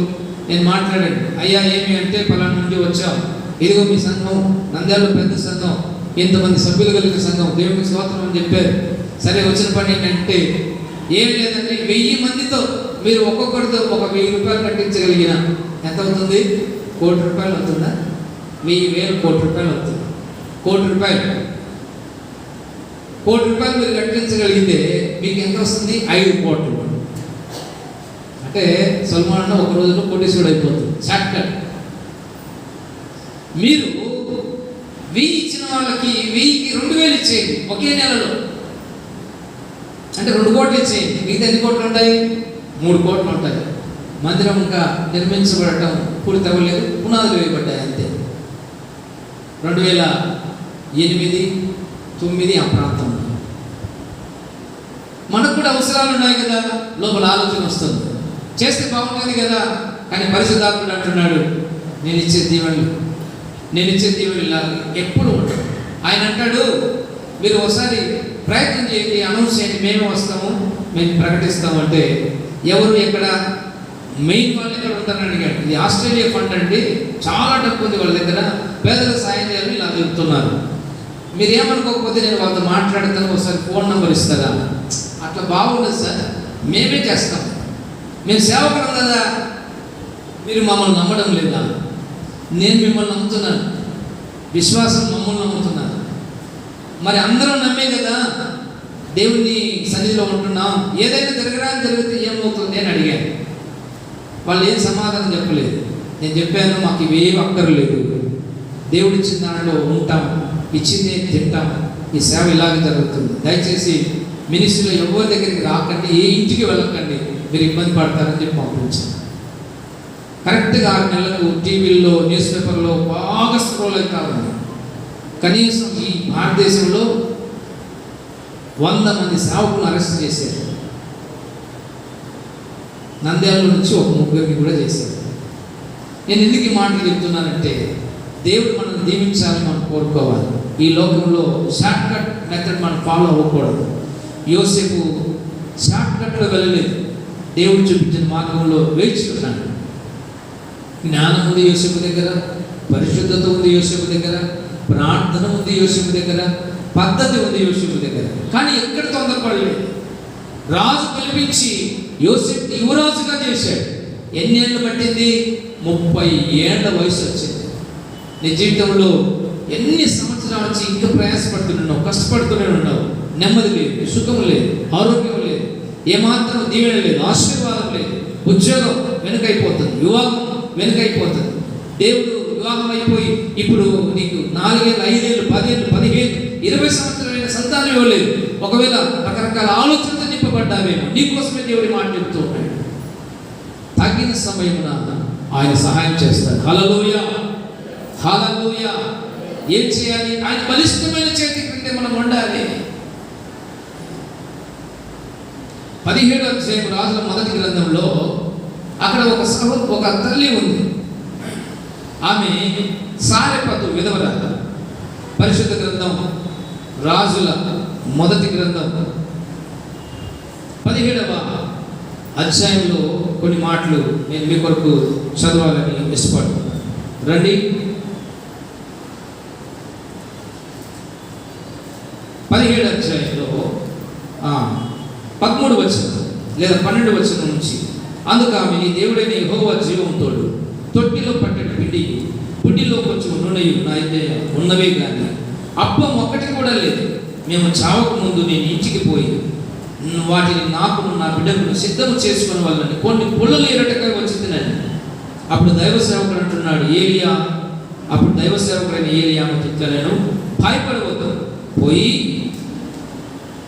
నీవు చెప్పినట్లు చేయి. అయితే అందులో నాకు ఒక చిన్న అప్పము మొదట చేసి నా ఎదుగు తీసుకుని రాదు. తర్వాత నీకును నీ బిడ్డకును అప్పములు చేసుకొను. భూమి మీద యెహోవా వర్షము కురిపించు వరకు ఆ తొట్టిలో ఉన్న పిండి తక్కువ కాదు, బుడ్డిలో ఉన్న నూనె అయిపోదని ఇశ్రాయేలు దేవుడైన యెహోవా సెలవిచ్చి ఉన్నాడు అని చెబుతూ ఉన్నాడు. అందుకు ఆమె వెళ్ళి దైవజనుడైన ఏలియా చెప్పినట్లుగా అంతా అలాగా చేసేసింది. దీవించబడ్డది. దేవుడికి మహిమ కలుగునుగా. హల్లెలూయా. సారెపతు అనే ఊర్లో విధురాలు ఉంది. ప్రభువారు ఏలియాకి చెప్తున్నాడు, ఏలియా నువ్వు ప్రార్థన చేసావు, నేను ఆకాశాన్ని మూసేశాను, వర్షం కురియొద్దు అని చెప్పావు. 3.5 సంవత్సరం వర్షం పడదు. వర్షం ఆగిపోయిన తర్వాత భూమి మీద చెరువులు ఎండిపోయాయి, నదులు ఎండిపోయాయి, నీళ్లు లేవు, పంటలు లేవు, ఏ మాత్రం కూడా భూమి మీద గడ్డి కూడా లేదు.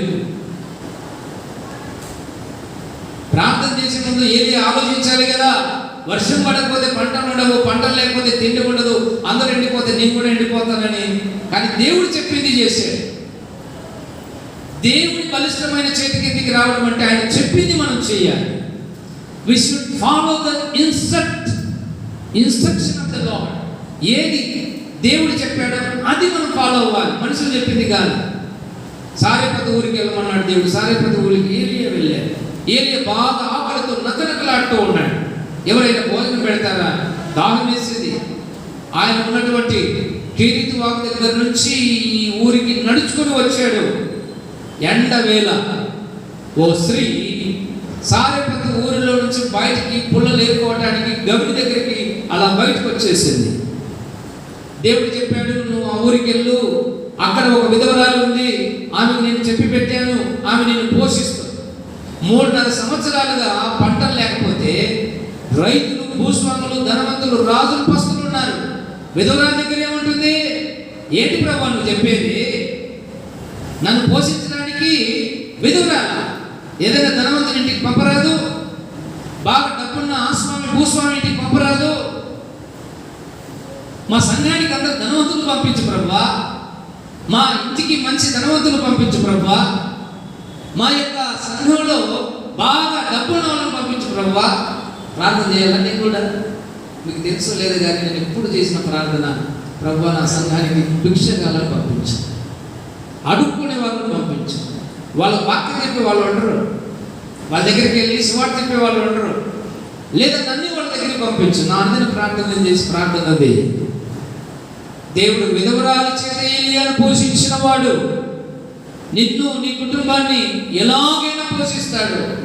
సారెపతిలో ఉన్న విధవరాలు వచ్చే సమయానికి ఏలియా సారెపతికి వస్తున్నాడు. దీన్ని ఏమంటారంటే దేవుడి సమయము అని అంటారు. మనకు దేవుడిచ్చే ఆశీర్వాదం ఎలా ఉంటుంది అంటే ఆయన పంపినటువంటి ఆశీర్వాదం మన దగ్గరికి వచ్చే సమయానికి మనల్ని కూడా అదే సమయానికి తీసుకొస్తాడు. That is what the time of the God, otherwise the God's due time we can call it. అది దేవుడి యొక్క సమయం అని అంటారు.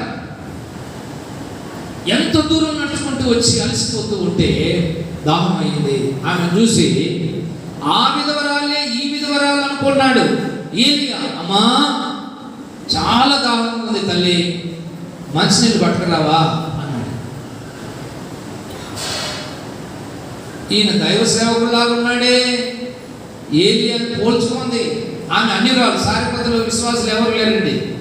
సారెపతు తూరు సీదోను పట్టణ సంబంధమైనటువంటి ఆ మధ్యధర సముద్రాన్ని ఆనుకున్నటువంటి పల్లెలన్నీ కూడా విగ్రహారాధికులు, అక్కడ ఎవరు భక్తిపరులు లేరు. నన్ను ఏదైనా విశ్వాసం పోషిస్తే బాగుండు కదా అనుకున్నాడు ఏలియా. దేవుడు ఎలాగైనా ఆశీర్వదించి పోషించడానికి శక్తిమంతుడు నిన్ను, నీ కుటుంబాన్ని, ఎన్ని కష్టాల మధ్యలోనైనా సరే. సారెపతు విధవరాలు వచ్చి నీళ్లు తెద్దామని దైవ సేవకుడు చెప్పాడు. వెళ్తూ ఉంటే ఆగున్న ఒక మాట అన్నాడు. ఏమండి దైవ సేవకుడా అంటే, ఏం లేదు, బాగా ఆకలితో ఉంది, అప్పుడెప్పుడో 3 రోజుల కింద తిన్నాను, చాలా ఆకలిగా ఉంది, నీ చేతులతో రొట్టెలు చేసుకొని నాకు ఒక రొట్టె తీసుకురావా? ఆమె అంటున్న మాట ఏంటో తెలుసా?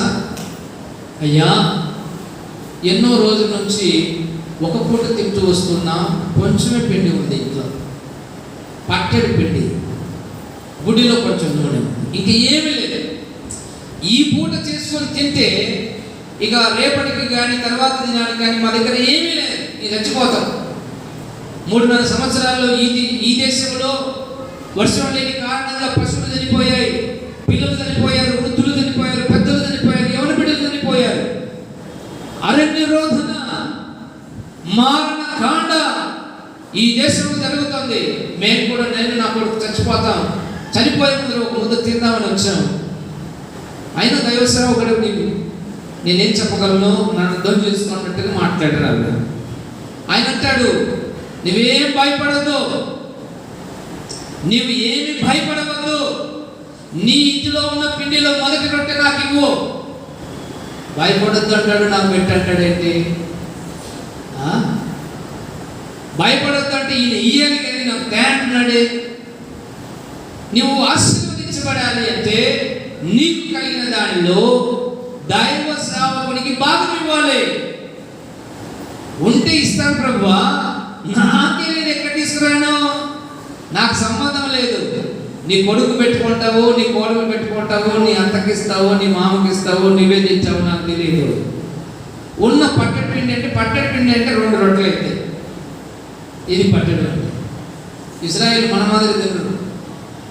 మనం 6 రొట్టెలు తింటే వాళ్ళు 6 రొట్టెల పిండి ఒక రొట్టెకి మాత్రమే తింటారు. అంత పెద్ద కొడుతుంది, అంతది బలాఢ్యులు. రొట్టె చేయడానికి వెళుతూ ఉంటే ఆమె కన్నీళ్లు ఆగటం లేదు. దైవ సేవకుడు అంటున్నాడు, నేను చెప్పినట్లు నువ్వు చేయి. నువ్వు ఇంటికి వెళ్ళి తొట్టిలో ఉన్న పిండి తీసుకో, బుడిలో ఉన్న నీళ్లు తీసుకో, రొట్టెలు చేసి అప్పములు చేసి మొదటి రొట్టె నాకు ఇవ్వు.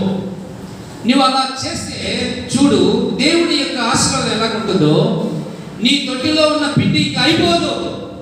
ఈ భూమి మీద 3.5 సంవత్సరాలు వర్షాలు పడవు. మళ్ళీ భూమి మీద యెహోవా వర్షం కురిపించేంత వరకు తొట్టిలో ఉన్న పిండి అయిపోదు, బుడిలో ఉన్న నూనె అయిపోదు. నువ్వు చేస్తూనే ఉంటావు. ఆ పిండి దేవుడు సృష్టిస్తూ ఉంటాడు. ఆ పిండి ఒక గుప్పెడు తీసుకుంటే మళ్ళీ ఒక గుప్పెడు వస్తుంది, తీసుకుంటే వస్తూనే ఉంటుంది, తక్కువ కాదు. భయపడద్దు, నేను చెప్పినట్టు నువ్వు చేయి. విశ్వాసం దొరకాలి కదా. ఇద్దరిలో ఎవరో ఒకరు త్యాగం చేయాలి. 5-2 రొట్టెలు. తల్లి అయినా మానుకోవాలి, కొడుకునైనా మానుకోవాలి. ఎవరు తినకపోయినా చచ్చిపోతాం. దేవుడు మనం పరీక్షిస్తూ ఉంటాడు చాలాసార్లు. మనం దేవునికి ఎంతగా జీవితాన్ని అప్పగించుకున్నాం, ఎంతగా మనం లోబడుతున్నాం, ఎంతగా తగ్గించుకుంటున్నాం. తగ్గించుకోవడం అంటే దేవుని మాట వినటము అని అంటాం. Humbleness is nothing but you have to listen to the word of God, obey to the commandment of God, do what God has instructed to you, do what the servant of God has instructed to you. దేవుడు నీకేం చెప్పాడు అది నువ్వు చేయి. దేవుడి సేవకుడు నీకేం చెప్పాడు అది నువ్వు చేయి. అలా చేయడం ద్వారా దేవుని ఆశీర్వాదం నీ కుటుంబంలోకి వస్తుంది. చప్పటి కూడా దేవుని మహిమపడదాం. బిగ్గరగా దేవుని జనాంగం, బిగ్గరగా దేవుని స్తుతిద్దాం. ఇప్పుడు మీరు చెప్పండి, ఉండేది 2 రొట్టెలు. ఈ 2 రొట్టెల్లో తల్లి తినకుండా సేవకుడికి ఇవ్వాలి, లేదా కొడుకు తినకుండా సేవకుడికి ఇవ్వాలి. సాధారణంగా రొట్టెలు చేసేటప్పుడు పిల్లలు ఊరుకోరు. మొదటి రొట్టె వాళ్ళే తింటారు. మా ఇంట్లో జరిగింది. మేము ఇంట్లో 12 మంది అక్కలు ఎప్పుడు రొట్టెలు చేసినా మేము పొయ్యి దగ్గరికి వెళ్తే వాళ్ళు రొట్టెలు కాపలా ఉండేటట్టుగా పెట్టుకునేవాళ్ళు. మేము వచ్చామంటే అని చెప్పేసి కర్రను ఏదో నిప్పో తీసుకునేవాళ్ళు. రొట్టెలు చేస్తుంటే పిల్లలు వండలేదు, తినేస్తారు. కానీ దైవ సేవకుడు ఏమంటున్నాడు, ఆ రొట్టె నాకు ఇవ్వాలి. నువ్వు దీవించబడాలి అంటే మొదటి రొట్టె నాకు ఇవ్వాలి. దేవుని ఆశీర్వాదం ఇంటికి రావాలి అంటే మొదటి రొట్టె నాకు ఇవ్వాలి. దేవుడు నిన్ను తగిన సమయంలో హెచ్చించాలి అంటే ఇదిగో మొదటి రొట్టె నువ్వు నాకు ఇవ్వాలి. 3వ అధ్యాయం సామెతల గ్రంథంలో రాయబడి ఉంది, నీ రాబడి ఎంతటిలోను, నీ యొక్క రాబడి ఎంతటిలోను, నీ పంట పొలం విషయంలోను నీవు దేవుడికి ఇవ్వాల్సిన భాగాన్ని దేవుడికి ఇస్తే నువ్వు దీవించబడతావు. తగిన సమయాన్ని దేవుడిని ఆశీర్వదిస్తాడు. ఆ రోజు చివరి రోజు ఇక పిండి అయిపోతుంది, గుడిలో నూనె అయిపోతుంది, తినడానికి తిండి పండదు. ఆ సమయంలో దేవుడు ఆ ఇంటిని దర్శించాడు. ఎలాగంటే ఏలియా ద్వారా దేవుడిని ఇంటిని దర్శించాల్సి పడుతున్నాడు. ఎలాగంటే ఇదిగో దేవుని యొక్క వాక్యము ద్వారా.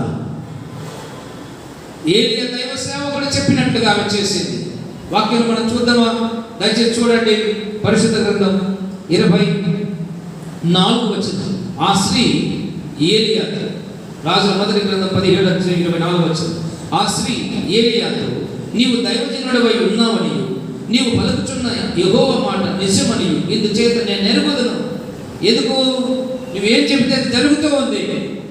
దైవ సేవకుడు చెప్పింది నీ ఇంట్లో జరగాలి అంటే దైవ సేవకుడు చెప్పినట్టుగా నువ్వు నడుచుకోవాలి. దైవ సేవకుని మాట ఎప్పుడు కూడా వ్యర్థం కాదు, అబద్ధము కాదు. అది జరగలేదు, నీ ఇంట్లో నెరవేర్చబడలేదు అంటే లోపం నీలోనే ఉంది. ఆ మాట నమ్మకపోవటం, ఆ మాటకు లోబడకపోవటం. విధవరాలు లోబడుతూ ఉంది, ఏమీ లేని స్త్రీ లోబడుతూ ఉంది. విధవ అనగా భర్త లేనిది అర్థం. భర్త అంటే యేసుక్రీస్తు వారు. ఈ స్త్రీ యేసుక్రీస్తును కలిగి ఉండని స్త్రీ, అన్య స్త్రీ, పుణ్యశ్రీగా ఎలాగ మారింది అంటే దైవ సేవకుడు చెప్పిన మాట. ఎలాగ అన్య స్త్రీ అని చెప్పగలం? వాక్యంలో రాయబడింది, చూద్దాం పరిశుద్ధ గ్రంథంలో. మనం 17వ అధ్యాయంలో 12వ వచనం. అందుకు ఆమె నీ దేవుడైన యెహోవా జీవము తోడు. ఎవరి జీవం తోడు? నీ దేవుడైన యెహోవా జీవం తోడు. లేకపోతే మన దేవుడైనా చెప్పేదేమో, నా దేవుడైనా అని చెప్పేదేమో. ఆమె అన్యురాలు కాబట్టి ఏమంటుందంటే నీ దేవుడైన యెహోవా జీవంతో. అన్యురాలే దేవుని మాటను, ప్రవక్త మాటను, దైవ సేవకుని మాటను హృదయంలోనికి తీసుకుంది. She never and ever heard the word of God ever before. అంతకు మునుపు ఎన్నడూ కూడా దేవుని వాక్యం అనేది ఎప్పుడు వినలేదు. ఇది మొదటిసారి తన జీవితాన్ని యేసుకి ఇచ్చేసేది. ఎన్ని సంవత్సరాల నుంచి వాక్యం వింటున్నాం కానీ దీవించబడటం లేదు, ఆశీర్వదించబడటం లేదు, ఆలస్యమైపోతుంది. ఎక్కడ కూడా నెమ్మది లేదు, ఆరోగ్యం లేదు, ఆశీర్వాదాలు లేవు, అన్ని దారులు మూసివేయబడ్డాయి. All blessings are blocked. Why? Because we are not given our life to the Lord Savior Jesus Christ. Hallelujah, hallelujah. పుల్లలేరుకోవడానికి వచ్చిన స్త్రీ, పని మీద వచ్చిన స్త్రీ, వంట చేయడానికి సిద్ధం అవుతున్న స్త్రీ దైవ సేవకుని మాటను విని చెప్పినట్లు చేసింది. నీవు దేవుని మాట వింటున్నావా? ఆశీర్వదించబడాలి అంటే, తగిన సమయంలో నువ్వు దీవించబడాలి అంటే దేవుని వాక్యాన్ని నువ్వు వినాలి, విన్న ప్రకారంగా జీవించాలి. యోహాను సువార్త 2వ అధ్యాయం, నేను వాక్యాన్ని ఊహించిన యోహాను సువార్త 2వ అధ్యాయము 4వ వచనంలో చూస్తే యేసుక్రీస్తు వారు, అందరం కలిసి చదువుదాం. The book of John chapter 2 verse 4. యేసుక్రీస్తు వారు ఆమెతో, అమ్మా నాతో నీకేమి పని, నా సమయం ఇంకనూ రాలేదు. ఏమంటున్నాడు? నాతో నీకేం పని, నా సమయం ఇంకా రాలేదు. అక్కడ సారేపతిలో విధవరాలు కుమారుడు, బంధువులు, దైవ సేవకులు భూమి మీద వర్షం పడేంత వరకు పోషింపబడుతూనే ఉన్నారు. తొట్టిలో పిండి అయిపోలేదు, బుడిలో నూనె అయిపోలేదు. ఎందుకంటే దేవుని మాట వినిది కాబట్టి. ప్రభువారు అంటున్నారు ఇక్కడ, అమ్మా నా సమయం ఇంకా రాలేదు. My time has not yet come. నా సమయం ఇంకా రాలేదు. ఓ పెళ్లికి వెళ్ళారు. కానా అనే ఊళ్ళో పెళ్లి జరుగుతుంది. ఆ పెళ్లికి యేసు ప్రభు వారు పిలువబడ్డారు. అద్భుతాలు జరగాలి అంటే యేసు నీ జీవితంలోకి పిలువబడాలి. ఆయన సిగ్గుమాలిన దేవుడు కాదు, రోషం కలిగిన దేవుడు. హల్లెలూయా. మనం పిలిస్తే కానీ రాడు. ఏం చేయాలి? పిలవాలి. 2వ అధ్యాయం ప్రారంభంలో చూస్తే కానా అనే ఊళ్ళో జరిగిన వివాహమునకు యేసుక్రీస్తును ఆయన తల్లి శిష్యులు పిలువబడితే రాయబడింది. You should invite the Lord Savior Jesus Christ into your life. నీవు యేసును పిలుచుకోవాలి. ఆయన వచ్చాడు. ఏం జరిగింది? ద్రాక్షరసం అయిపోయింది. విందులో ద్రాక్షరసం అయిపోయింది. 1000 మందికి బిర్యానీ చేశారు. అనుకోకుండా 4000 మంది వచ్చారు. సగం మందికి కూడా కాలేదు. మిగతా వాళ్ళకి ఎలాగా? ఏం చేయాలి? తలలు పట్టుకొని కూర్చున్నారు. పెళ్ళేమో రాత్రి కూడా జరుగుతుంది. చేసినవన్నీ మధ్యరాత్రి అయిపోయాయి. ఇప్పుడు ఏం చేయలేదు, అద్భుతం చేస్తే తప్ప. మరి తల్లి యేసు ప్రభు వారి దగ్గరికి వచ్చి, అయ్యా నా కుమారుడా, నా నాయన యేసయ్యా, నా మాట వినయ్యా, ఈ పెళ్లిలో ద్రాక్షరసం అయిపోయింది, అద్భుతం చేయొచ్చు కదా అని అడిగారు. నీకెందుకమ్మా? ఆ పై వచనాలను చూస్తే, అమ్మా నాతో నీకేం పని, నా సమయం ఇంకనూ రాదు. ఎప్పుడు వస్తుంది నీ సమయం? ఇప్పుడు చేయకపోతే ఎప్పుడు చేస్తాడు? ఇప్పుడు అందరూ ద్రాక్షరసం అయిపోయింది, ఎదురు చూస్తున్నారు, ఇప్పుడు పోయాలి. కానీ ఆకలంతా అయిపోయిన తర్వాత అన్నం పెడతామంటే ఎవరు తింటారు? అందరూ వెళ్ళిపోయిన తర్వాత అద్భుతం చేస్తామంటే ఎవరు చూస్తారు? ఈమె ఏంటో తెలుసుకోలేక వెళ్ళి పరిచారకులు చెప్తుంది, మీరు వెళ్ళండి వెళ్ళండి వెళ్ళండి, వెళ్ళి ఆయన మీతో చెప్పినట్లు చేయండి. తగిన సమయం అనగా ఏంటి అంటే యేసయ్య చెప్పినట్లు చేసే సమయం. హల్లెలూయా. నువ్వు ఎప్పుడు చేస్తావో అప్పుడు జరుగుతుంది. ఆయన చెప్పినట్లుగా నువ్వు ఎప్పుడు వింటావు, ఏ రోజు వింటావో, ఏ క్షణం వింటావో, ఏ సంవత్సరం వింటావో, ఏ నెలలో వింటావో, ఏ సందర్భంలో వింటావో, అదే సమయంలో దేవుడు కార్యం చేస్తాడు. In order to see the miracle in your life, you have to obey the commandment of God. The same moment it will be established. నీ జీవితంలో దేవుడు అద్భుతం జరిగించాలి అంటే అదే సమయంలో నువ్వు ఎప్పుడు మాట వింటావు అప్పుడు. నీ జీవితంలో ఇంకేం అద్భుతం జరగడం లేదు అనుకుంటుంటే నీవు పూర్తిగా దేవునికి లోపడటం లేదని అర్థం. హల్లెలూయా. చెబుదాం హల్లెలూయా. సరి చేయబడదాం. వాక్యం వచ్చినప్పుడు సరి చేయబడదాం. ప్రభు వారు చెప్పారు, ఇదిగో నేను మీతో చెప్పినట్లు చేయండి. ఆయన సమయం వచ్చింది. అందరిని పిలుస్తూ చెబుతున్నాడు, నేను మీతో చెప్పినట్లు చేయండి. అక్కడ 6 రాతి బాణాలు ఉన్నాయి. 2 3 తూములు బట్టి 6 రాతి బాణాలు నీళ్ళతో నింపండి అని చెప్పారు. వాళ్ళు ఏం చేశారంటే అంచుల మట్టుకు నీళ్ళతో నింపారు. ఇప్పుడు ఏం కావాలి? ద్రాక్షరసం కావాలి. నీళ్ళు నింపితే ద్రాక్షరసం ఎలా వస్తుంది? That is what God has going to do the miracle. దేవుడు నీ జీవితం అద్భుతం చేయాలి అంటే దేవుడు చెప్పినట్లుగా చేయాలి. నీళ్ళు ఎందుకు ప్రభు అని వాళ్ళు అడగలేదు. రాతి బాణాలు ఎందుకు ప్రభు అని అడగలేదు. ఇప్పుడు సమయం కాదు, మరొక సమయం ప్రభుత్వమైతే మనం లోతుగా వాక్యాన్ని ధ్యానం చేద్దాం. దేవుని యొక్క మాట మనం వింటున్నామా లేదా అది కావాలి. నీ కుండను నీళ్లతో నింపండి. నీళ్లు వాక్యానికి సాదృశ్యం. ఎంత నింపాలంట? అంచుల మట్టుకు నింపాలి. You have to fill the water, fill that pot అంటూ బ్రిమ్ లెవెల్. ఆ అంచుల మట్టుకు నింపాలి. నింపినటువంటి వాళ్ళు దీవించబడతారు. నింపిన వాళ్ళు మాత్రమే ఆశీర్వదించబడతారు. ఎందుకు సంఘంలో కొందరు మాత్రమే దీవించబడుతున్నారు, కొందరు దీవించబడటం లేదు అంటే అంచుల మట్టుకు నింపే అనుభవం లేదు. అరకొర భక్తి, 5 నిమిషాలు ప్రార్థన, 5 నిమిషాలు వాక్యం చదువుకోవడం, ఆమేన్ హల్లెలూయా అయిపోయింది. తగిన సమయం అంటే నువ్వు ఎంతగా నింపుతావో అంతగా. దేవునికి మహిమ కలుగును గాక. చెబుదాం హల్లెలూయా. అద్భుతం జరగాలి మన జీవితంలో. అద్భుతం అంటే ఏంటి? మనుషులు చేయజాలనిది, డాక్టర్ల చేతగానిది. చావు బతుకలో ఉన్నాడు మనిషి, డాక్టర్లు చెప్పారు అద్భుతం జరగాలి. ఇప్పుడు ఆ మనిషి బ్రతకాలి. బ్రతకాలంటే దేవుడే రావాలి. దేవుడు రావాలంటే ఏం చేయాలి? పిలువబడాలి. యేసు ఆ వివాహమునకు పిలువబడ్డాడు. Jesus has called, was called to that wedding. ఆ వివాహానికి పిలువబడ్డాడు. నీ జీవితంలోకి యేసు పిలువబడుతున్నాడా? యేసయ్య నా జీవితంలోనికి రానాయన, నా కుటుంబంలోనికి రానాయన, అద్భుతం చేయడానికి నా జీవితంలోనికి రానాయన. చాలా మందికి అద్భుతాలు కావాలి. యేసయ్య వద్దు స్వస్థత కావాలి. యేసు అక్కర్లేదు. ఆశీర్వాదాలు కావాలి. యేసు ప్రభు అక్కర్లేదు. ఉద్యోగం కావాలి. యేసు ప్రభు అక్కర్లేదు. వ్యాపారాల్లో మంచి లాభం కావాలి.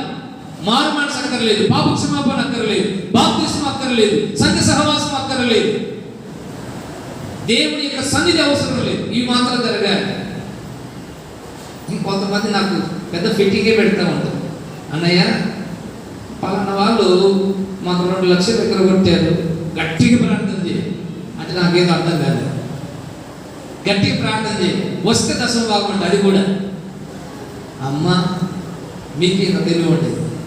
నేను ఇప్పుడు రావాలని ప్రార్థన చేయాలి, రాకూడదని ప్రార్థన చేయాలి. ఎందుకు ఇచ్చిన వీళ్ళు? వడ్డీకి ఇచ్చిన డబ్బులు తిరిగి వచ్చేటట్టు సాయం చేయ ప్రభు అని ప్రార్థన చేయాలి. నేను వడ్డీకి ఇచ్చిన డబ్బులు మీకు మళ్ళీ వాళ్ళు ఇచ్చారనుకోండి, మళ్ళీ వడ్డీకి ఇస్తారు. క్రైస్తవులు వడ్డీ వ్యాపారం చేయకూడదు. నేను దేవుడి సేవకుడిగా చెప్తున్నాను. మీరు చేసినవి మీకు రావు. దేవుని యొక్క వాక్యానికి విరుద్ధంగా మనం ఏది చేసినా ఇబ్బందే, కష్టం, నష్టపోతారు, ఇబ్బందులు పాలవుతారు. అమ్మా మీటింగ్లు పెట్టాము అంటే, లేకపోతే ప్రత్యేక ప్రార్థన కూటాలు పెట్టామంటే మాకెందుకులే ఎవరో ఒకరు చూసుకుంటారు. సంఘంలో బాగా తయారయ్యారు. ఇప్పుడు మీరందరూ నాకు ప్రతి నెల దశభాగులు ఇచ్చారనుకోండి, నేను ఇంకా గొప్ప సేవ చేస్తాను. నేను ఇంట్లో కూర్చొని తినను. నేను చెప్తున్నాను, కూలీ పని చేసే వాళ్ళు కూడా దశభాగాలు ఇవ్వాల్సిందే. అంటే రాదు మందిరానికి మళ్ళీ. పర్వాలేదు, ఇబ్బంది ఏమి లేదు. నేను నలుగురితోనే సంఘం సర్దుకుంటాను. మీరు కూలీ పని చేస్తున్నా కూడా దశభాగం ఇస్తే దీవించబడతారు. దేవుని యొక్క వాక్యానికి లోబడితే దీవించబడతారు. దశభాగం అంటే 10% అని అర్థం. సిఎస్ఐ ఎస్పీజీ అని చెప్తాను నేను ఈరోజు. మిమ్మల్ని అంత సులభం మొదలుపెట్టాను. సిఎస్ఐ ఎస్పీజీ ఫిబ్రవరి పిలిచి పెంతకోస్తూ జీతం వచ్చిన రోజు ఇంటికి పోతారు పాస్టర్. తెలుసా మీకు? జీతం వచ్చిన రోజు ఇంటికి పోయి ఫామ్ ఇస్తారు వాళ్ళకి. భర్త పేరు, ఏ ఉద్యోగం చేస్తారు, నెలకు ఎంత వస్తుంది. భార్య పేరు, ఏ ఉద్యోగం చేస్తారు, నెలకు ఎంత వస్తుంది. ఇప్పుడు ఉదాహరణకి 20,000 జీతం వచ్చింది, దాంట్లో దశభాగం ఎంత? ఫోన్పేలకు అలవాటు పడిపోయినాం, మనకు ఇప్పుడే దశభాగాలు అర్థం కావు. ఏటీఎంల కాలం పోయి పేటీఎంలు వచ్చాయి, దీవెన ఉండదు. మీకు ఎంతైనా రానివ్వండి, దాన్ని డ్రా చేసుకొని ఇంటికి వచ్చి తల్లి పిల్లలందరూ ఇట్లా కూర్చొని ప్రార్థన చేయాలి. ప్రభువా, నా భర్తను ఆశీర్వదించి నెలంతా కాపాడావు, ఇంత ధనం ఇచ్చావు, దీన్ని ఆశీర్వదించి ఏ కొరత లేకుండా సమృద్ధిగా ఇవ్వండి అని చెప్పేసి దాంట్లో 20,000లో ఎంత దశభాగము చెప్పరే? ఎక్కడ రావా? 2,000 కదా, 2,000 రూపాయలు దేవుని పని కొరకు అని చెప్పేసి పక్కన పెట్టారు. మిగిలిన 18,000 దేవుడు ఏం చేస్తాడంటే ఆశీర్వదిస్తాడు. నీళ్లు ద్రాక్షారసంగా మార్చబడినట్టుగా ఆ కొంచెము దేవుడు సమృద్ధిగా మారుస్తాడు. హల్లెలూయా. మనం ఏం చేస్తాము? అది తింటాం, ఇది తింటాం, ఏమి తినట్టు నోరు తుడుచుకొని వచ్చి కూర్చోండి. ఇంకా ఈ మధ్యకాలంలో చిరిగిపోయిన నోట్లు కూడా కానుకలు వేస్తున్నారు. మొన్న ఎవరో యవనస్తుడు వస్తే పంపిస్తే ఇంటికి వచ్చాడు, ఆంటీ చెల్లలేదని వచ్చాడు. ఏం అరుణ్ అంతేనా? నేనేం చెప్పేది అన్ని మాటలే కథలే కాదు, ఎవిడెన్స్లు ఉంటాయి. ఎన్నికి వచ్చాడు చెల్లదని. ఏం చేస్తాం? ప్రభువా స్తోత్రం అని చెప్పి లోపల బీరువాలు పెట్టాం. ఇప్పుడు చోట ఎక్కడో చోట ఇవ్వచ్చులే అంటే మీ చెల్లె డబ్బులన్నీ ఇక్కడ జరుగుతాయన్నమాట.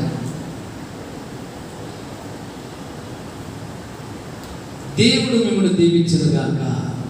హల్లెలూయా, హల్లెలూయా, హల్లెలూయా, హల్లెలూయా, హల్లెలూయా. ఇంకా వచ్చే ఆదివారం ఎంతమంది వస్తారు, ఎంతమంది రారు దేవుడికి తెలియదు. ఆమేన్, హల్లెలూయా. ఒక ఆమె వచ్చింది, అన్న నేను కూడా దశభాగం ఇవ్వాలనుకుంటున్నాను కానీ కష్టం. అందరు చూస్తారు, ఇంకా 10 మంది బయట కూడా. కష్టం అన్నాడు.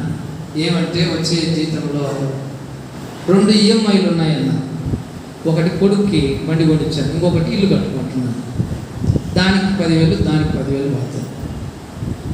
మిగతా ఏంటంటే ఇంటి రెంట్ కట్టుకోవాలి, పాల బిల్లు కట్టుకోవాలి, పిల్లల ఫీజులు కట్టాలి. కష్టం అనిపించింది, ఇవ్వలేకపోతున్నాను.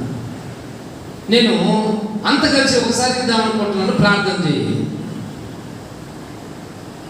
నేను ఎప్పుడు ప్రార్థన చేస్తూనే ఉన్నాను, కుటుంబం కొరకు అంటే ఎక్కువగా సంఘం కొరకు సేవకుడిగా చెప్తున్నాను, ఎక్కువగా ప్రార్థన చేస్తాను.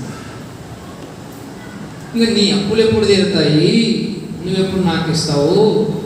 నేను నల్ల జుట్టు తెల్లగా అయిపోతే మళ్ళీ నానా తంటాలు పడి నల్లం చేసుకుంటున్నాను. అర్థమవుతుందా? అదనమాట. కాబట్టి మనకు దేవుడు ఇచ్చినటువంటి దాన్ని దేవుడు ఆశీర్వదించాలి అంటే దేవుడు చెప్పినట్టుగా వినాలి. అంచుల మట్టుకు నీళ్లు నింపాలి, వాక్యంతో సమృద్ధిగా నింపుకోవాలి. పొరపాటు చేయడానికి వీలు లేకుండా ఉండాలి. దేవుడి సంఘానికి రావాలి, దేవుడి మాటకు లోబడాలి.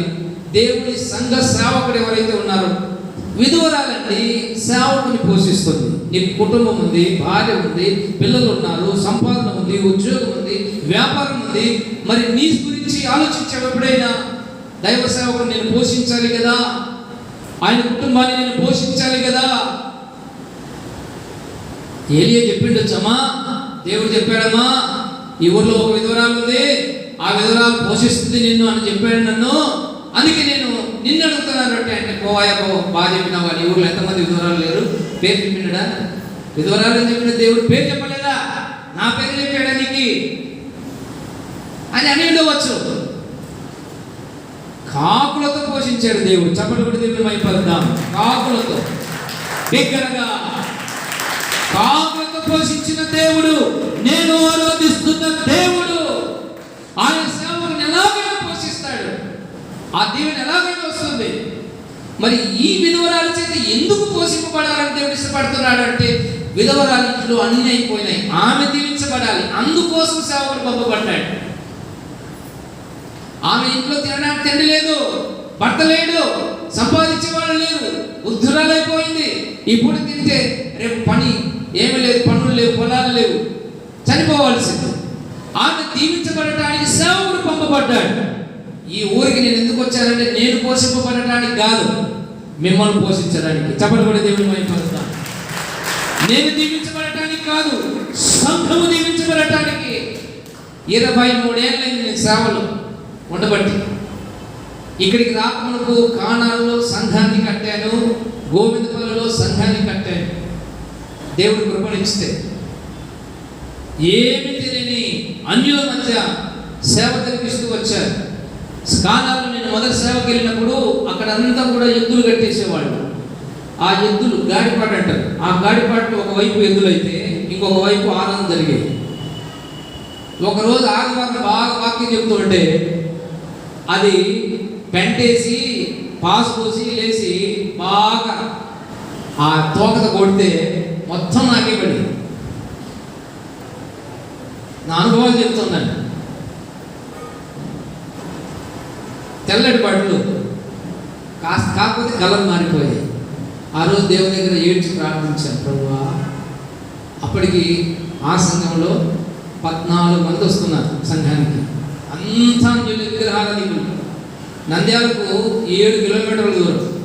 ఒక్క సంఘం లేదు, ఒక సేవకుడు లేడు. మేము వెళ్ళేసరికి పూర్తి విగ్రహారాధన. కానాలా దేవుడు నన్ను ప్రేరేపిస్తే సంఘం స్థలం ఉంటున్నాం, ప్రార్థన చేయండి అని చెబుతూ ఒక 3 నెలలు ప్రార్థనలు పెట్టాం. ఒకరోజు విజ్ఞాపన ప్రార్థన చేసుకున్నాం. అందరం కూడా ప్రతి నెల విజ్ఞాపన ప్రార్థన జరిగేది. ఆయన పేరు డేవిడ్. పెద్ద విస్కీ బాటిల్ తెచ్చుకున్నాడు. ఎక్కడికి? ప్రార్థన కూడటానికి. వెనకలైన కూర్చున్నాడు.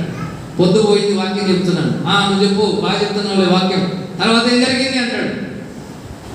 నేను ఇప్పుడు వాక్యం చెప్పాలా, ఆయన కంట్రోల్ చేయాలని అర్థం కాదు. నేను అప్పుడు బాగా కుర్రోని, ఇప్పుడే ముసలోని కాదు. బాగా కోపం ఎక్కువ. ఏం చేయాలో అర్థం కాలేదు. స్తోత్రం ప్రభు, స్తోత్రం. ఆయన ఎలాగైనా పంపించండి ఆయన ఇక్కడి నుంచి. ప్రార్థన అంత డిస్టర్బ్ అవుతుంది. ఇద్దరు సంఘ పెద్దలు లేచి, నాయన వెళ్ళరాని ఇంటి దగ్గర కూర్చోబెట్టిస్తే ఈసారి తిట్టుకుంటూ వచ్చాడు. నువ్వు పొద్దుపోయి ప్రసంగం చేస్తామంటే మా పిల్లలు ఇళ్ళకి రాకుండా నీ దగ్గర పడి ఉంటే మేము ఏమైపోవాలి, పనికి మన్నాయాలా అని చెప్తా ఉన్నాడు. పెద్ద ఆయన అంటే ఒక 50 ఏళ్ళు అట్లా ఉంటాయి. నేను ప్రార్థన చేస్తూ వచ్చాను, ప్రభువా మందిరం కావాలి నాయన, మాకు మందిరం కావాలి. అక్కడ బేస్మెంట్ వేసిన స్థలం దాదాపు 5 సెంట్ల స్థలం.